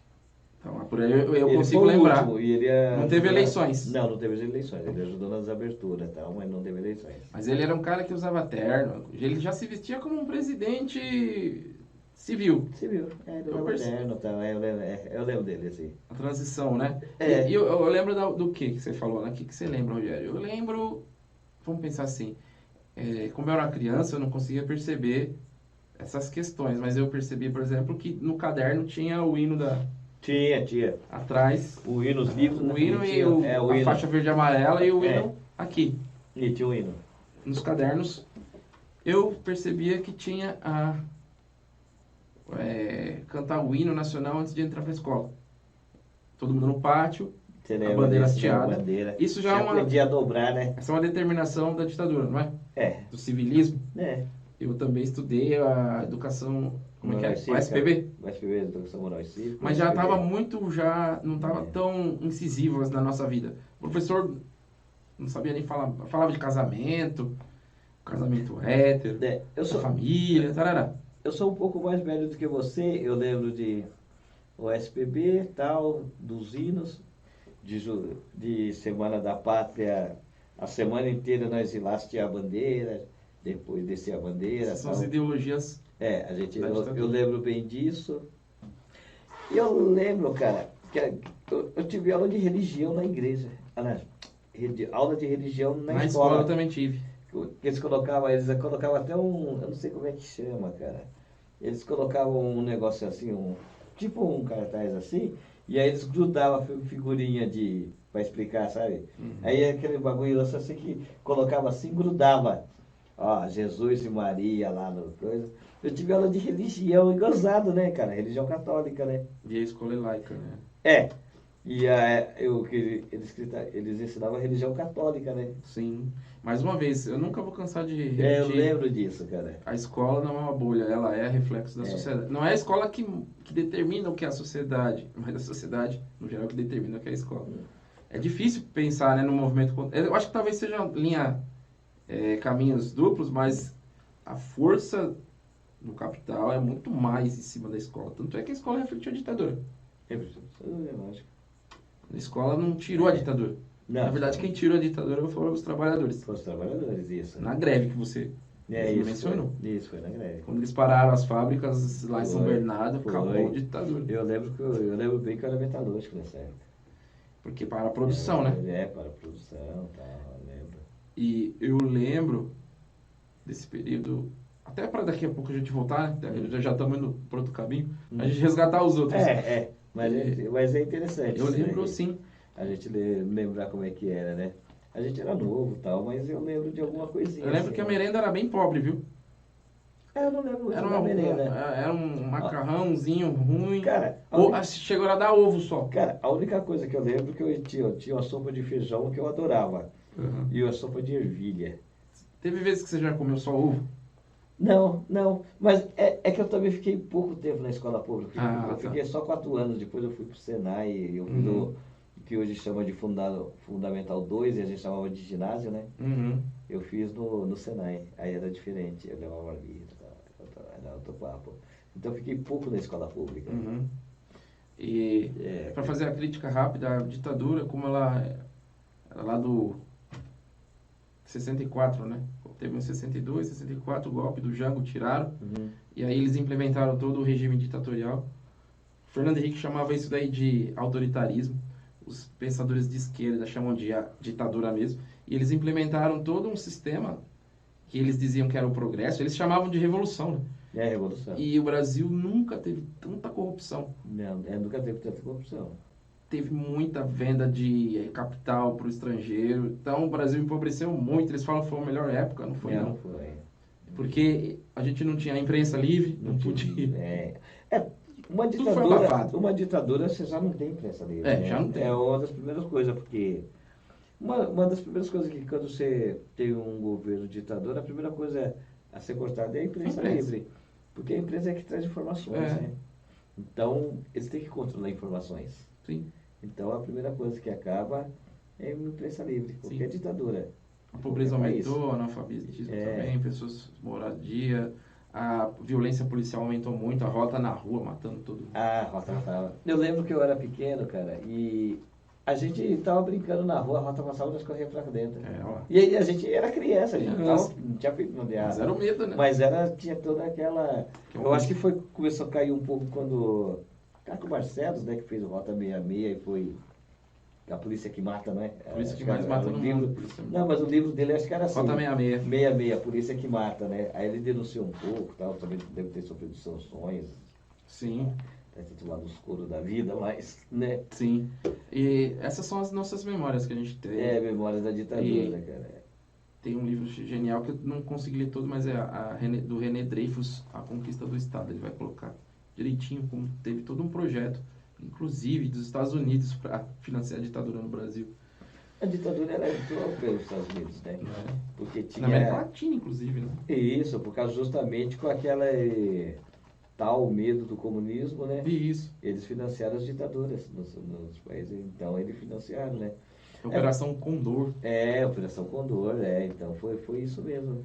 Eles estavam com medo de entrar comunismo, porque eu lembro que o Django fez acho que foi para a União Soviética, não sei. Ele foi para a China. Ele foi para a China. Ele atou um negócio com a China. E aí os Estados Unidos, não, vai virar comunista. Foi o álibi que eles precisavam. Foi o álibi que eles precisavam.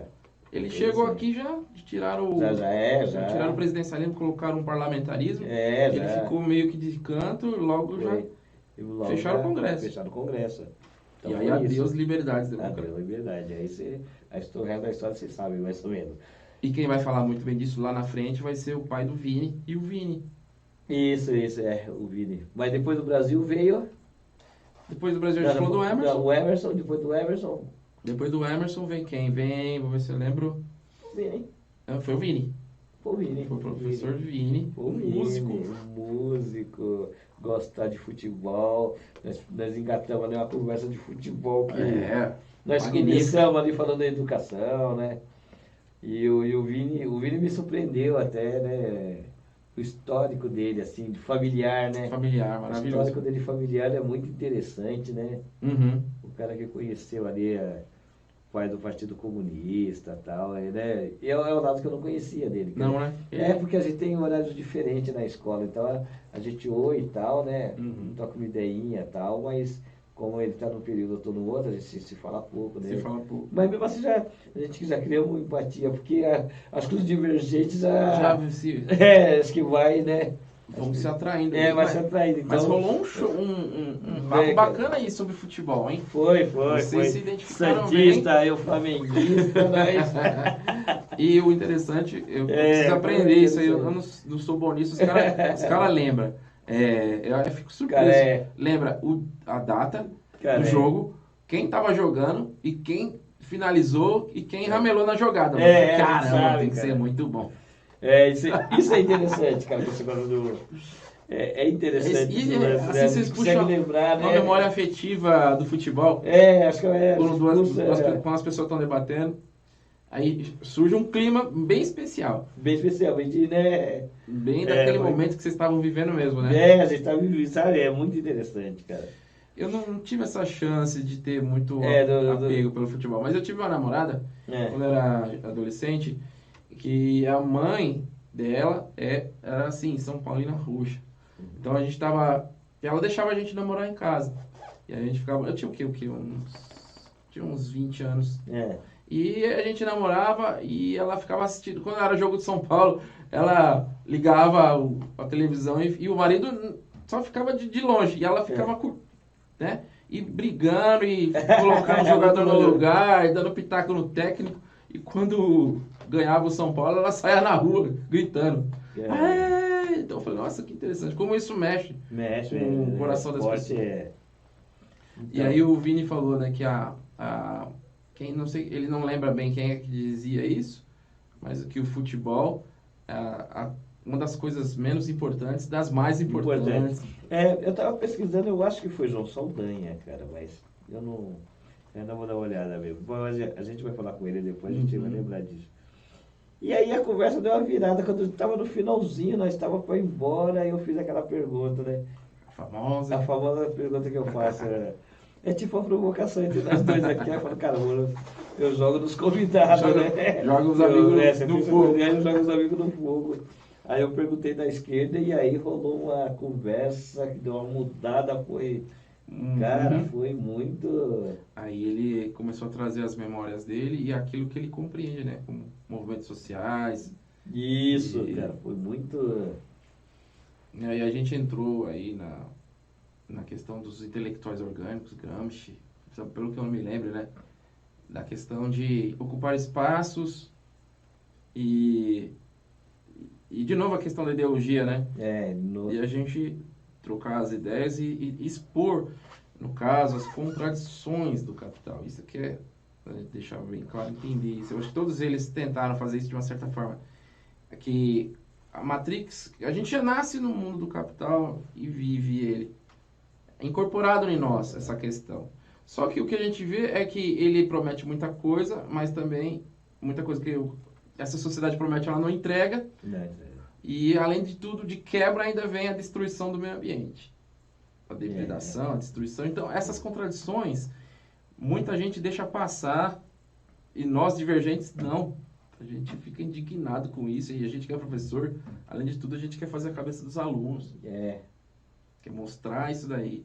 É expor essa contradição para que as pessoas entendam que esse não é um caminho de consenso. No mundo do capital é muito cheio de entraves, espinhos e problemas, e muito exclusivista. E aí o Vini vem trazendo isso. Muito, assim, eu acho que é isso que você queria colocar, né? Esse lado político que acabou virando. Eu lembro que teve uma fala que ele falou, como é que é? Que a esquerda ela não estava chegando onde deveria chegar. Invisível, né? Você encontra um militante de esquerda, ele é formado na universidade. Quando eu nasci, como eu falei, a sua geração e um pouco da minha. Eu falei no começo do nosso bate-papo aqui, que quando eu entrei para a universidade, eu já estava conectado. Com movimentos sociais. Porque quando eu fui para o trabalho ali, eu via a exploração, eu via a desigualdade social, assim, na minha comunidade. Então, a gente já tinha uma formação ali de classe. Só que eu não tinha o curso intelectual, mas eu já sentia. Hoje, essa esquerda, ela não está inserida nesses movimentos. E quem está ocupando esses movimentos, que era ocupado pela esquerda até a década de 90, é a igreja. A igreja está nesses espaços. Movimento pastoral, tal. A pastoral está ali, ela oferece um curso de violão para um garoto, ensina o garoto a tocar a bateria, tá dando assistência para o morador. O Padre Celote, um exemplo. Por exemplo, os moradores de rua. Moradores de rua. E todos os moradores de rua ali, daquele bairro, têm um respeito tremendo. O Padre Celote, ele passa a qualquer hora aquele momento. Tremendo. É inserido, se banhando na fonte do povo. Então, essa distância permite que o trabalhador e as pessoas não entendam essa linguagem da esquerda, mesmo sendo a esquerda tendo um propósito lindíssimo e justíssimo. Acho que é o fim da desigualdade social, oportunidades iguais para todos, né? Contra a violência contra a mulher, o machismo, desigualdade racial, entre outros. O racismo, entre outros, que é uma causa muito nobre, que lutam pela gente no parlamento, só que falta o apoio popular. E permite que movimentos intolerantes surjam no seio. Porque o Bolsonaro, ele não foi eleito à toa. Não mesmo, foi eleito... Tem uma série de agravantes. Fake news, o antipetismo, fake news, várias coisas. Mas foi muitos votos. Muitos votos. Inclusive pela urna eletrônica que ele questiona. Entendeu? Então, assim... Então, essa inserção é uma coisa que é algo necessário. As redes sociais são importantes, são muito fundamentais. Só que essa inserção é necessária. Agora, como vai ser? Mas é uma inserção não como uma doutrinação, mas algo natural. Natural. Como a gente tinha, como a gente está tendo aqui, ó. Essa conversa aqui do futebol, a gente for pro boteco, você conversa com o cara do boteco do churrasquinho ali, quanto foi o jogo, quanto foi isso, quanto foi aquilo. Então é essa inserção que nós temos que ocupar esses espaços. Então eu acho que nesse aspecto aí a esquerda, ela perde muito. Se ela não tiver apoio popular, a sua causa não vai longe. Boa. É isso. É mais ou menos isso que você... Ele faz um contraponto com a tese que eu tenho, né? Porque eu brinco assim porque ele tem uma tese, então eu sempre faço... Eu defendo ela, né? A esquerda está morta, explica né? A tese Essa é bem traumática, né? A esquerda está morta, porque... Cara, não, sua tese? O título? Não é minha, não é minha. A ideia eu venho é uma ideia dele. Com ele, resgatando essa tese, né? Aí eu sempre faço essa pergunta para os convidados. A esquerda está morta. Eu venho trazendo essa tese de uns pensadores, inclusive um específico que já faleceu, chamado José Chazin, e principalmente dele, né? José, não é muito conhecido, mas quem for buscar na internet já até no Wikipedia já tem, e é uma linha de pensamento marxista que vai colocar isso, principalmente nas lutas da esquerda no Brasil, Mesaros, essa luta da esquerda no Brasil e no mundo, colocando, né? Por que a esquerda está morta? Porque quando você contrapõe, né? Como eram as lutas da esquerda no século XIX e XX. Principalmente como Marx teorizou essa luta de esquerda, como seria, ela vem se perdendo já desde quando Marx era vivo, né? Quando Marx era vivo, a luta de esquerda já começou a entrar no partido. Lutas de partido. E Marx percebia lá já que a questão do partido é importante, mas ela não pode ficar só lá, porque o partido, como você fala, o partido é uma máquina que acaba se burocratizando e acaba se distanciando. Que foi o declínio da União Soviética. Exato. E depois piora. Porque o partido, né? Isso. Desculpa só falar uma coisa interessante, que foi o partido querendo seu Estado. Querendo seu Estado, é isso mesmo. O Marx olhava um operador político, não é um Estado. Ele olhava para a Comuna de Paris, não tinha partido na Comuna de Paris. Era o povo organizado, com o que eles sabiam, gerenciando, na verdade, o fim do Estado. Com a política local, eles estavam desmoronando tudo que era o Estado. Então o Marx já ficava meio chateado, pensando, já estava no fim da vida e tal. Então esses teóricos estavam resgatando essa linha. Isso, ele fez uma super crítica. Uma super crítica, assim, de uma forma... O professor Brasil fez a mesma crítica. E é o que a gente entende também, né? Sim. Que a esquerda está se perdendo, ela não... É verdade, dos vários movimentos que são legítimos, certamente a gente não pode tirar essa legitimidade. Mas aí o que tá valendo é o que tá precisando, é a união deles em torno de bandeiras comuns. Cara, ele acaba caindo na mesma vala que tá caindo a direita, né? Sim. Ele tá, né, se perdendo ali e como o Vini mesmo disse, não tá chegando onde deveria chegar, que é a população periférica, a população... Sim, é o Estado retribuindo os impostos que a gente está pagando para nós mesmos. Isso não tá chegando. Essas mamatas que tem que acabar. Inclusive nós temos que cobrar mais dos políticos. E essa desunião em células muito separadas, somente deu espaço para entrar o que nós temos aqui no governo. Só isso. Simplesmente colocamos a nossa liberdade democrática em risco agora. Em risco. Por isso. Apesar que eu não acredito que venha outra ditadura no Brasil, porque o contexto mundial não favorece. Não favorece. Você não tem um comunismo para falar que o Brasil vai ser comunista, não vai ter apoio. Sim, não creio que seja. Então não creio que também poderíamos cair numa ditadura, mas militarismo. Mas os dramas... Os dramas estão... Os dramas parece que não tem grau, né? Pra ficar pior. Não é que eu... Vou mudar até minha fala. Não é que eu não acredito. Eu até acredito que possa ter um militarismo, mas aí vai ser a gente que vai colocar. Entendo. Você entende? Então aí você não tem o que fazer, porque vai ser um militarismo... Consentido? Democrático, pode-se dizer. Porque a gente que vai votar nesses caras... Porque a gente vê muita conversa, né? O pessoal falando, se a ditadura voltasse, a gente não sabe o risco. Eles não sabem o risco que estão correndo. Como um regime ditatorial, né? Então, que é supressão da E aí, democracia. Se for uma forma democrática, ninguém pode fazer nada. A democracia já é problemática. Ela já existe. A democracia em si ela já é problemática. E a democracia no Brasil é mais ainda. Que é uma democracia jovem, digamos assim. E ela já nasce com toda uma questão colonial que não larga do clientelismo, cunhadismo, coronelismo, tá tudo aí. Então tá tudo aí. Então o Brasil é complicado, né? Sim, a democracia já é problemática, mas ela ainda tem chance da gente se mover socialmente mais. Imagine o que já colocaram aqui, que é esse regime mais conturbado, né? Ele é democrático, mas está bem conturbado por líderes ditatoriais. Imagine se entrar um regime ditatorial e piora. O drama aumenta. Mas não sei se tem contexto, como você falou, para isso. No caso, pelo que eu saiba, os próprios regimes militares entregou. Quando acabou o processo deles, teve as greves lá de 70 e... Não lembro. 78, 79. 80. Tá. Mas foi uma abertura meio que consentida. Foi uma abertura meio consentida. Foi uma abertura consentida. O último presidente, ele já foi abrindo, né? Isso, a abertura segura e gradual. Foi fazer a abertura gradual, e aí o primeiro presidente que tivemos não foi democraticamente eleito, né? Foi o Tancredo, né? Foi o Tancredo, que também foi um voto indireto, né? Sim, aí criaram o MDB, a Arena. Não, aí sim, depois. Para fazer a Arena, para fazer o Arena era os ruralistas lá, o MDB ali era a galera dos empresariados ali, para poder fazer Minas, São Paulo, fazer o contraponto à Arena. Mas aquele esquema já era feito já. Aquilo já foi construído já.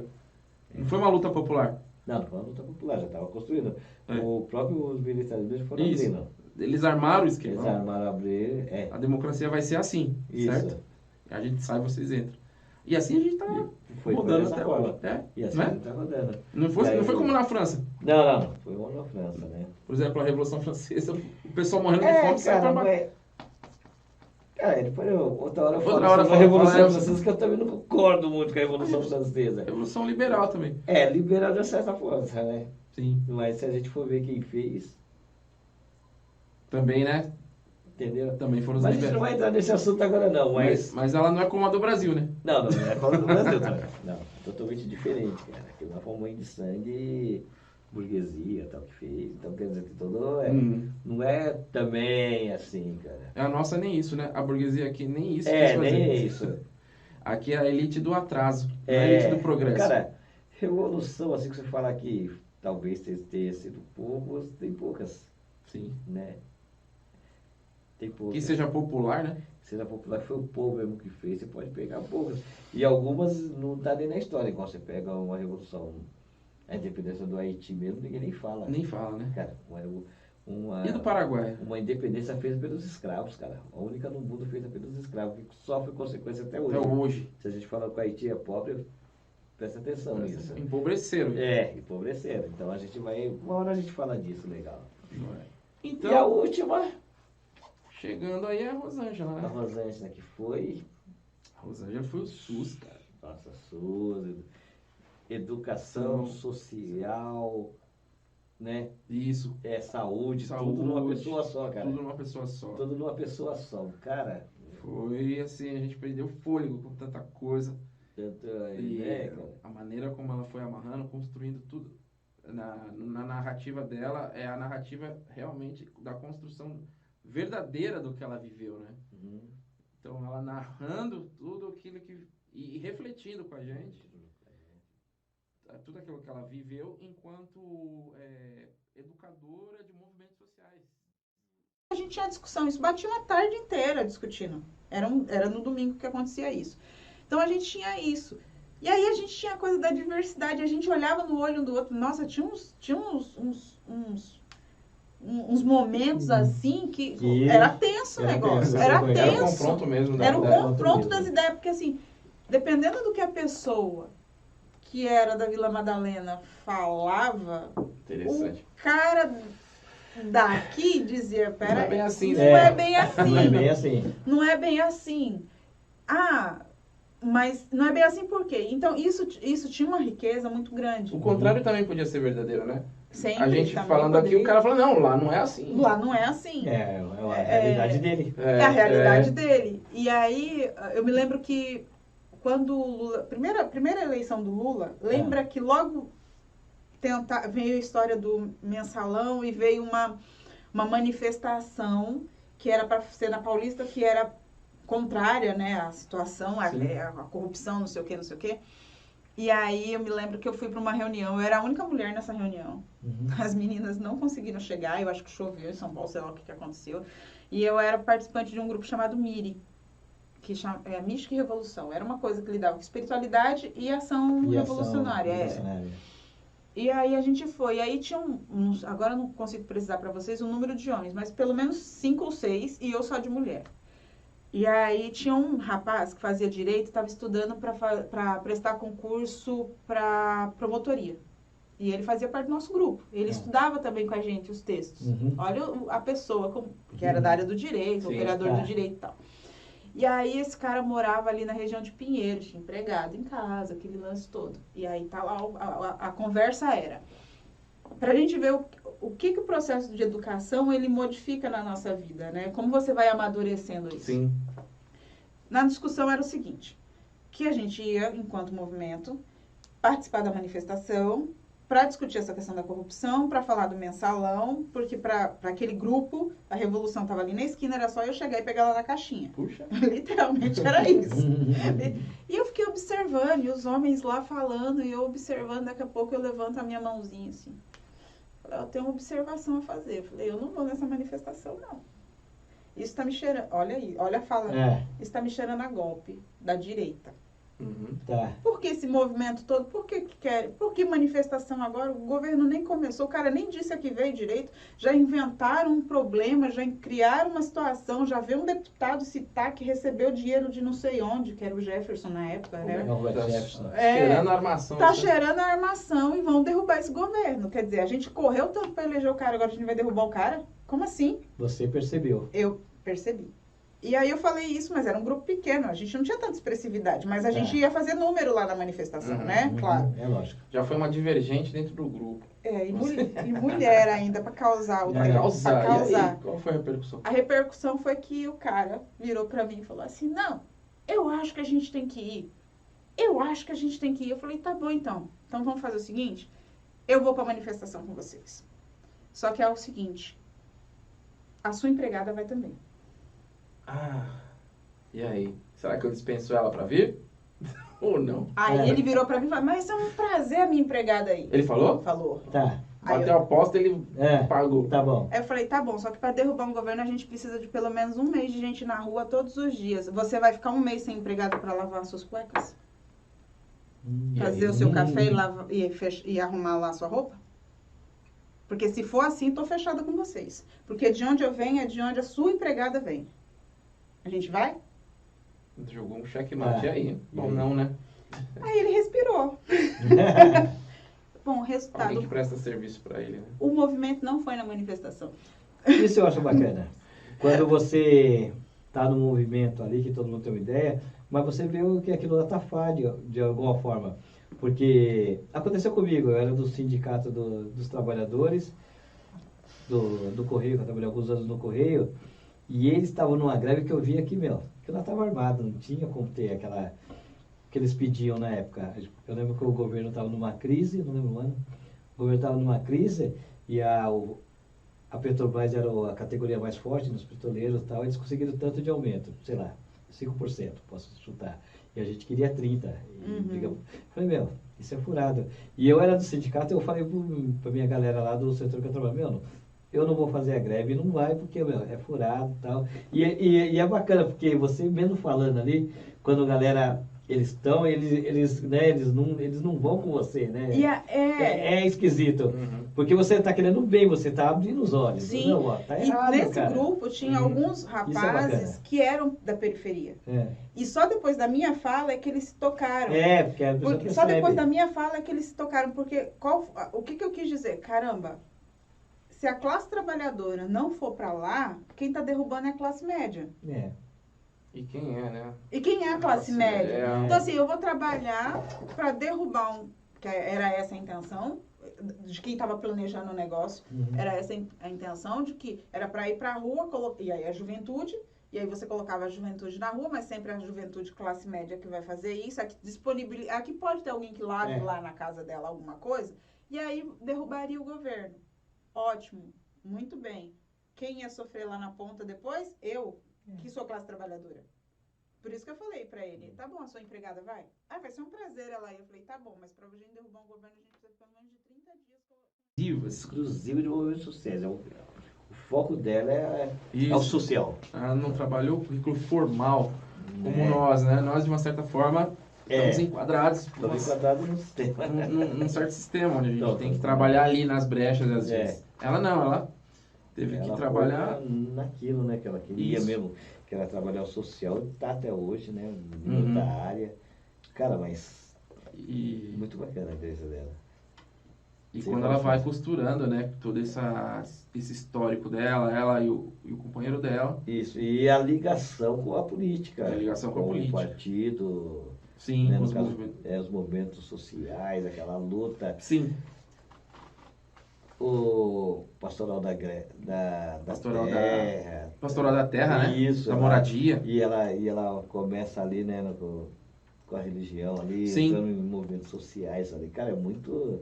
Cara, é gozado que é muita coisa numa pessoa só, né? Sim, é concentrado ali. É concentrado numa pessoa só, né? É muito interessante. O que dá um certo sentido interessante. E ela tem muito da orientação de uma coisa que talvez muita gente de repente não saiba, não sei, chamada teologia da libertação, que é uma linha da Igreja Católica de esquerda que foi rechaçada pela própria esquerda e calada, assim, a voz da teologia da libertação, com Leonardo Boff, entre outros. É uma linha que a Igreja se apropriou do marxismo. E se apropriou dessas linhas de esquerda, e aí acabaram na década de 60, justamente na ditadura. Aqui os padres que estavam nessa linha da teologia da libertação foram os mais combativos. Os que mais deram apoio e ajuda aos estudantes e combatentes. E a Igreja Católica rachou, brigou por causa disso. E a Rosângela é um certo fruto disso também, né? Desses padres engajados em movimentos sociais, pastoral da terra. Então ela, no meio disso, como criança, adolescente, ela aprendeu. Ela aprendeu, né? E a igreja mesmo rachou, afogou esse movimento. E eles continuaram como grupos, espalhando para lá e para cá a ideia. Oficialmente, eles não estão mais na ativa. Mas aí ela falou do arcebispo Arnes, né? Dom Evaristo Arnes. Evaristo Arnes. Falou do... Foi perseguido pela ditadura. Foi. Frei Beto. O que morreu há pouco tempo? Padre Ticão. Padre Ticão também ela falou. Né? Enfim, né? São esses aí, expoentes que estão junto com a gente, né? Esqueceu de um. Que você não deveria esquecer, mas esqueceu de falar um. É o Igor, né? Sacanagem, Igor. Não é sacanagem não, Igor. Você ficou por último. Você ficou por último. Nós está aí de pessoal da educação, filósofos. Entrou ela aqui também educação, mas lado social. E você é o único artista. É o cara que já chegou olhando pra câmera. Teatro. Ele já chegou olhando pra lá, assim, ó. Já chegou. Ele sabia que tinha um monte de gente do lado de lá. Você é o único artista. A gente não esqueceu, não, Igor. A gente tá brincando aqui, mas não esqueceu. O Igor foi uma viagem, cara, porque é assim, eu conheci ele. Literalmente terminou uma viagem. Foi uma viagem em todos os sentidos. Todos os sentidos. Porque eu conheço ele em 2014, né? Quando a gente trabalhou no Sesc. Ter trabalhado no Sesc tem a ver com o meu casamento, que depois se acabou. A minha ex-esposa, ela conseguiu... Ela era do Sesc? Então, cara, ela tava... assim, tudo começou com um amigo nosso de um movimento social lá do Tiradentes, um movimento de rap e consciência negra. A gente estudava numa biblioteca lá, o pessoal fazia esse trabalho de consciência. E esse colega estudou na Fundação Santo André. E por ser muito colega nosso, nos indicou a Fundação Santo André para fazer curso lá. Então, aí eu casei com essa moça e com esse amigo, víamos de carro para lá. Ele não, né? Ele tinha terminado a fundação, ele indicou. Aí fomos para a Fundação Santo André e o Sesc é logo na frente.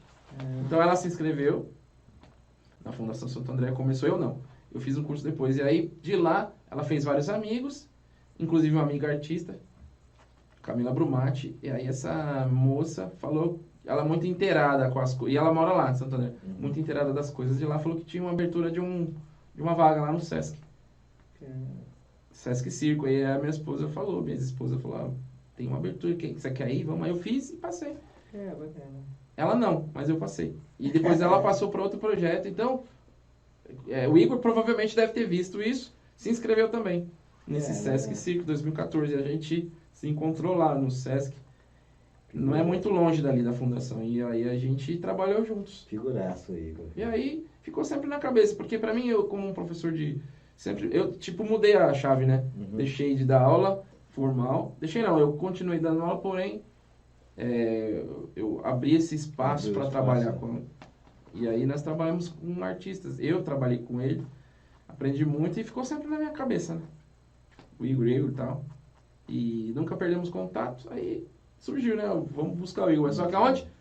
São Bernardo. É que a gente tá bem para aquele extremo da leste, fomos lá para São Bernardo buscar o Igor, gente. E o Igor ia ser aquele corte, né? Porque ele ia falar de arte. Isso, e a gente estava só trazendo filósofos, matemáticos. E aí ele veio e mandou ver. Muito bom também. Cara. O Igor trouxe para nós... falou lá, né? Aquelas coisas que ele vem estudando, principalmente o foco dele que como é que chama? Realidade... ele trabalha com formas animadas. Não é nem bonecos. Então, formas animadas. Formas animadas. Cara. E bonecos entra tudo, é o leque que vai. É o leque que vai ali no... Além disso, ele precisa, assim, como ele se formou, foi longe nisso, cenário, toda essa questão, né, com ele. Ele transformou um lugar num cenário, ele fala... ele mostrou. O cenário pode ser pequeno, mas se você trabalha com a luz... Então, o artista que vai se aprofundando, e até com pouco recurso, né, cara? Porque artista... Porque artista no Brasil periferia, tá? Eles precisam... se virar, e os cursos, né, não são tão baratos às vezes, e aí ele foi trazendo para nós toda essa questão, né, num novo tom, né, que já não era mais não era mais no lado pedagógico, mas era no lado da estética, né, que então, a arte é uma forma de educação, né? Lógico. A educação de sentidos, a educação... Isso, é uma forma de educação. Cara, e foi muito boa a entrevista com ele, cara. Eu lembro que você fez a pergunta, né, sobre... Quem que guia quem, né? Se é o diretor que guia o artista.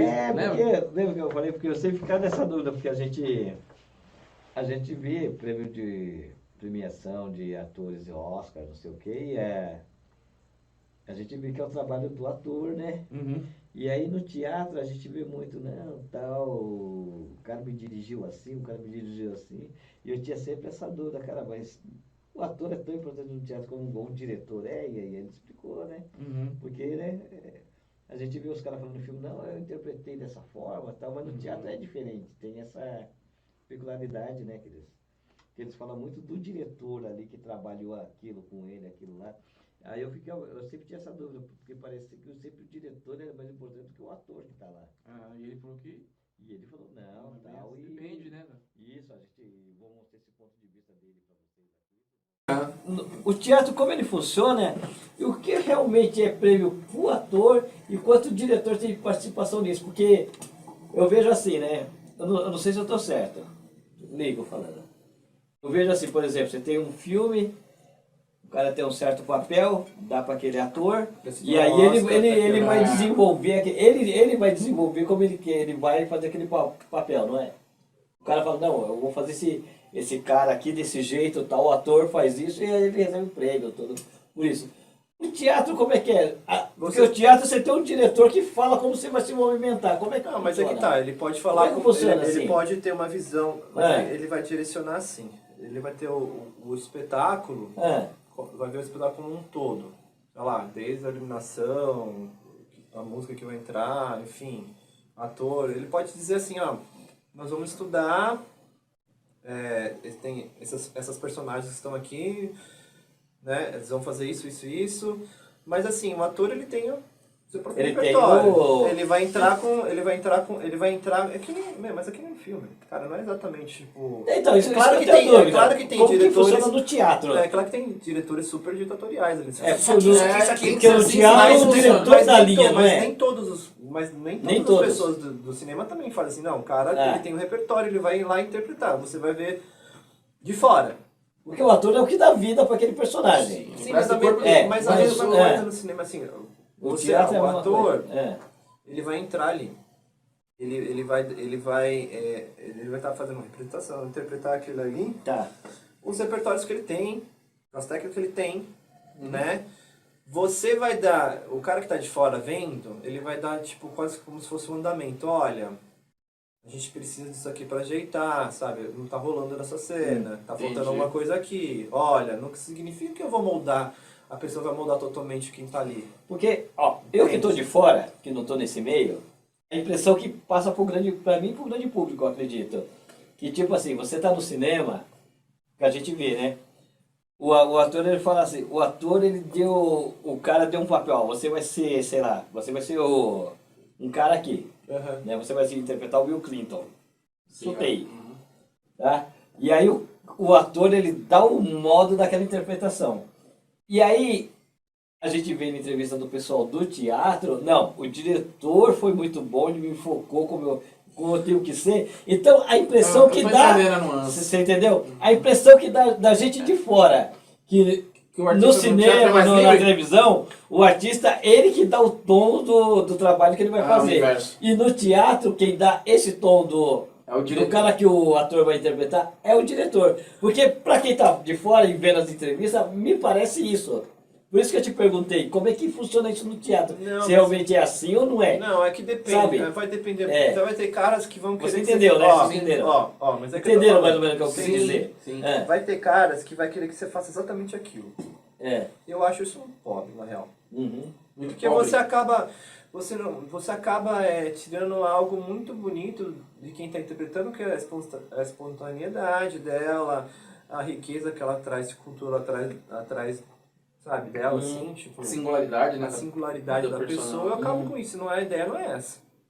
A ideia é que nós temos lá, sei lá, uma peça, enfim, que seja, uma cena, enfim, um sketch, que eles tragam as experiências que ele tem. Nós temos isso como essência. Nós vamos fazer isso aqui. Beleza? Aí eles entenderam mais ou menos, vamos fazer. Eles vão trazendo coisas. O que acontece com o treino e repetição, a gente vê que tem coisas que estão a mais ali. Aí a gente vai tipo meio que lapidar. A pessoa vai lapidar. Acho que isso aqui não está funcionando agora. A gente pode tirar até, tá muito, tá over. Isso aqui não rola. Mas não significa que tá tirando a espontaneidade dessa pessoa de pensar. Não, ela pensa. Ela tem que pensar ali. Por ela mesma. Remodulando algumas coisas que ela já tem, né? Só... O que vai acontecer? É que vai ter coisas a mais ali que vai tirar. A cena não tá no andamento, tá meio que ralentando, tipo, tá meio... Não, isso aqui não é muito bem, mas é ela que tá pensando a todo momento. É a pessoa ali. Por isso que você tem prêmios, por isso você vai em festivais, você tem prêmios lá. Melhor ator, melhor coadjuvante. Mas o cinema também tem. Não, no cinema tem, no teatro. Também tem. Melhor direção, tem essa premiação. Tem. Melhor figurino, melhor música. Então, é isso que eu entrava em contradição comigo, Igor. Justamente por causa disso, porque eu via as entrevistas dos atores de cinema, teatro, de cinema, televisão. Aí o professor, não, ele deu vida para esse personagem de uma certa forma, então você via o trabalho do ator. E aí quando eu via a mesma entrevista com o pessoal do teatro, eu via justamente ao contrário, o pessoal falando muito do diretor. O diretor me encaminhou para esse caminho e é isso e tal. Aí eu pensava, como leigo pensava, cara, então o prêmio do ator ali para Oscar, não sei o que, de coadjuvante e tal, no cinema, na televisão, tá certo porque o cara é livre para fazer. No teatro já não, então tem que dar o prêmio só pro diretor, porque o diretor que condicionou o ator. Entendi. Mas você entendeu? Porque a gente vê nas entrevistas, quem é de fora dá essa impressão. Impressões dadas. Dá essa impressão, entendeu? Não, mas tanto que assim, sabe? você vai dar um direcionamento de algumas coisas para ganhar uniformidade no espetáculo. Você tem que criar uma uniformidade na linguagem que você está fazendo, na linguagem que você está despendendo por aquele momento. Você tem que ganhar uma uniformidade. Então tem que seguir algumas coisinhas ali, mas ele tá lá para interpretar, por exemplo, olha... O cara vai fazer o Hamlet do Shakespeare. Ou a mina vai fazer a Ofélia. Sei lá, ou vice-versa. Ou o cara vai fazer a Ofélia, a mina... Não importa. Não importa. Né? Só que, ele não vai... tem que ser uma entidade e o cara vai fazer a representação do Hamlet, que não tá ali naquilo. Não, ele vai ser o Hamlet dele. Dele, né? Dele do ator. Não tem, não diretor, dele é ator. Isso, não tem como você fazer uma coisa tipo assim, olha, agora eu vou fazer o Hamlet, não sou mais eu. Mentira. É mentira, né? É mentira. Lógico. Porque é você que tá fazendo. Então você tá dando suas características para aquela personagem ali. Você não fica em branco agora só o Hamlet do Shakespeare. Não! Não é assim que acontece. Tipo, é você fazendo o Hamlet. Você tem um Hamlet. Você tem um Hamlet. E eu também tenho outro. São coisas diferentes. O legal disso tudo é isso. Essas diferenças de nuances que nós... Depende da condução. Depende da condução e tal, e foi muito interessante. E aí, depois no final, fizemos outra viagem, levar ele e continuamos. É verdade. Foi outra viagem. Ele propôs, não, vamos levar vocês pra minha quebrada lá. Isso já era o quê? Umas 5 e pouco da tarde, né? É que a entrevista dele... a entrevista dele foi à tarde, não foi? Nós começamos à tarde. Porque normalmente aqui a gente começa um pouco mais cedo, antes do almoço, porque a gente vai almoçar normalmente com convidado, né? Mas a dele teve que ser à tarde, por causa que ele trabalhava no mesmo dia que a gente faz a entrevista, ele trabalha. Ele teve que vir mais tarde. E a gente fizemos toda uma logística diferente, né? Pra buscar ele. Vamos buscar ele meio-dia, né? Já assim que ele saiu do serviço, ele chegou na cadeira, eu já estava lá, fomos buscar ele. Então foi toda uma logística até para nós diferente. E a gente terminou tarde, a gente não almoçou, a gente foi praticamente jantar, né? Sim. E aí fomos levar ele. São Bernardo. 5 horas da tarde vai chegar lá. Vixe. E aí tinha um lado dele que a gente não explorou no podcast, mas de música, né? Dele conhecer muita. Ele tem um interesse por músicas, mas não aquelas bandas, aquelas músicas que todo mundo conhece, que todo mundo costuma ouvir, que as mídias enchem a gente dela. Ele procura coisas diferentes, e aí alternativas, ele foi mostrando para nós, que também foi muito bacana. Ele mostrou muita gente boa, o Rogério também tem esse dom também de ver muitas coisas diferentes, também mostrou algumas para ele também. Foi muito interessante essa parte. Foi muito interessante. E aí na base de umas tequilas. Na base de umas tequilas. E fomos, cara. É muito bom. E aí, claro, todos eles vão ter o direito a voltar. Isso, todos vão voltar. Vão voltar e com mais coisas, né? Vocês perceberam que a semana passada nós não postamos nada, que nós demos um descanso também, porque a gente continua professor, né, gente? Então você sabe que a batalha de professor é corrido, né? Então a gente deu uma parada a semana passada. Essa semana nós vamos fazer esse make-off aqui, com as melhores partes, com essas partes que a gente falou, vocês têm tudo lá. E a semana que vem nós começamos a segunda temporada. Ó, que bom, hein? Tá? Temporada Já vamos 2. fazer chamada aí, vamos confirmar algumas aqui, já vamos fazer chamada durante a semana para vocês verem quem vem. E, Show de bola. E a semana que vem nós conversamos toda semana ao vivo lá de novo com vocês. Nós adoramos que vocês postem comentários, é legal. A gente responde, né? A gente responde, a gente dá um maior carinho. E joinha lá também vocês podem colocar. Dizem que é legal. Graças a Deus o canal tá indo bem, a gente tá crescendo, a gente tá superando. Até quando a gente pensava de início que a gente só queria fazer uma conversa com alguns amigos, porque a gente sempre teve isso, né? Esse negócio de poder conversar, né? Sobre todo o assunto, a gente teve isso, a gente percebeu, né? E aí a gente tá trazendo vocês pra cá, como se vocês estivessem com a gente aqui, sentados.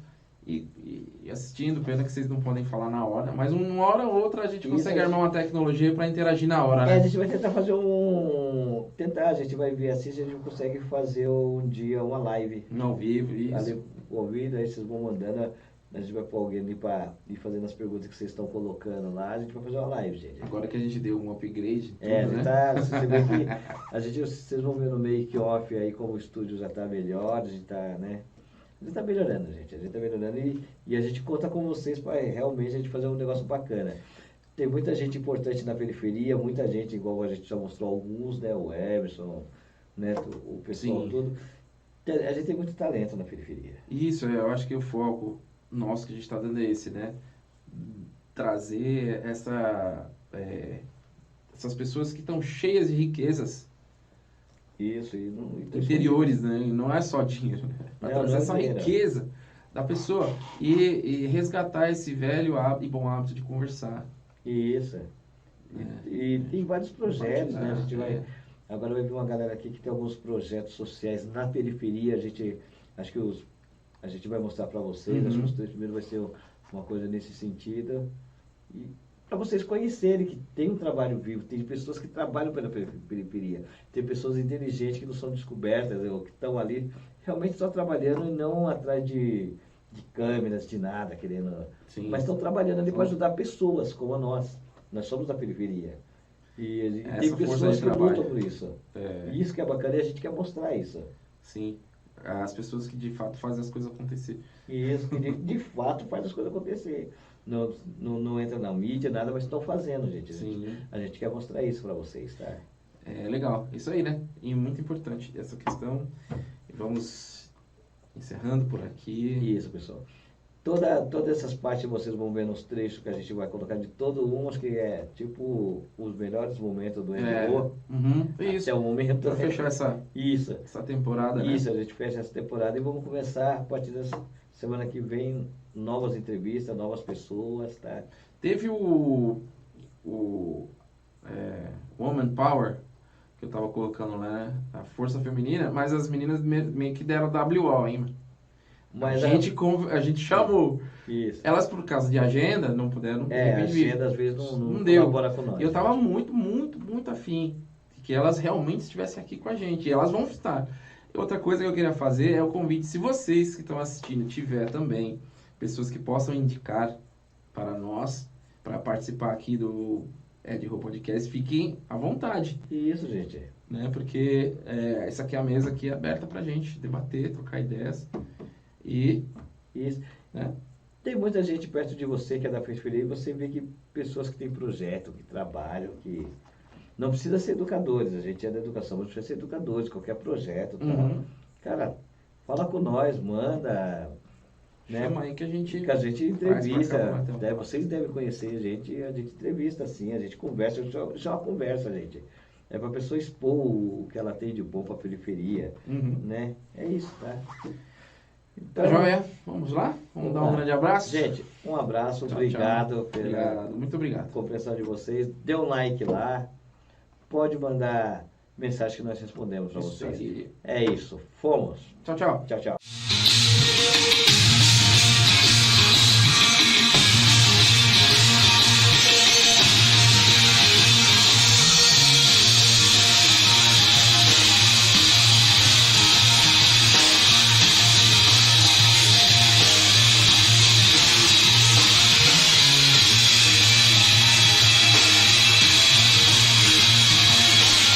Erro Podcast.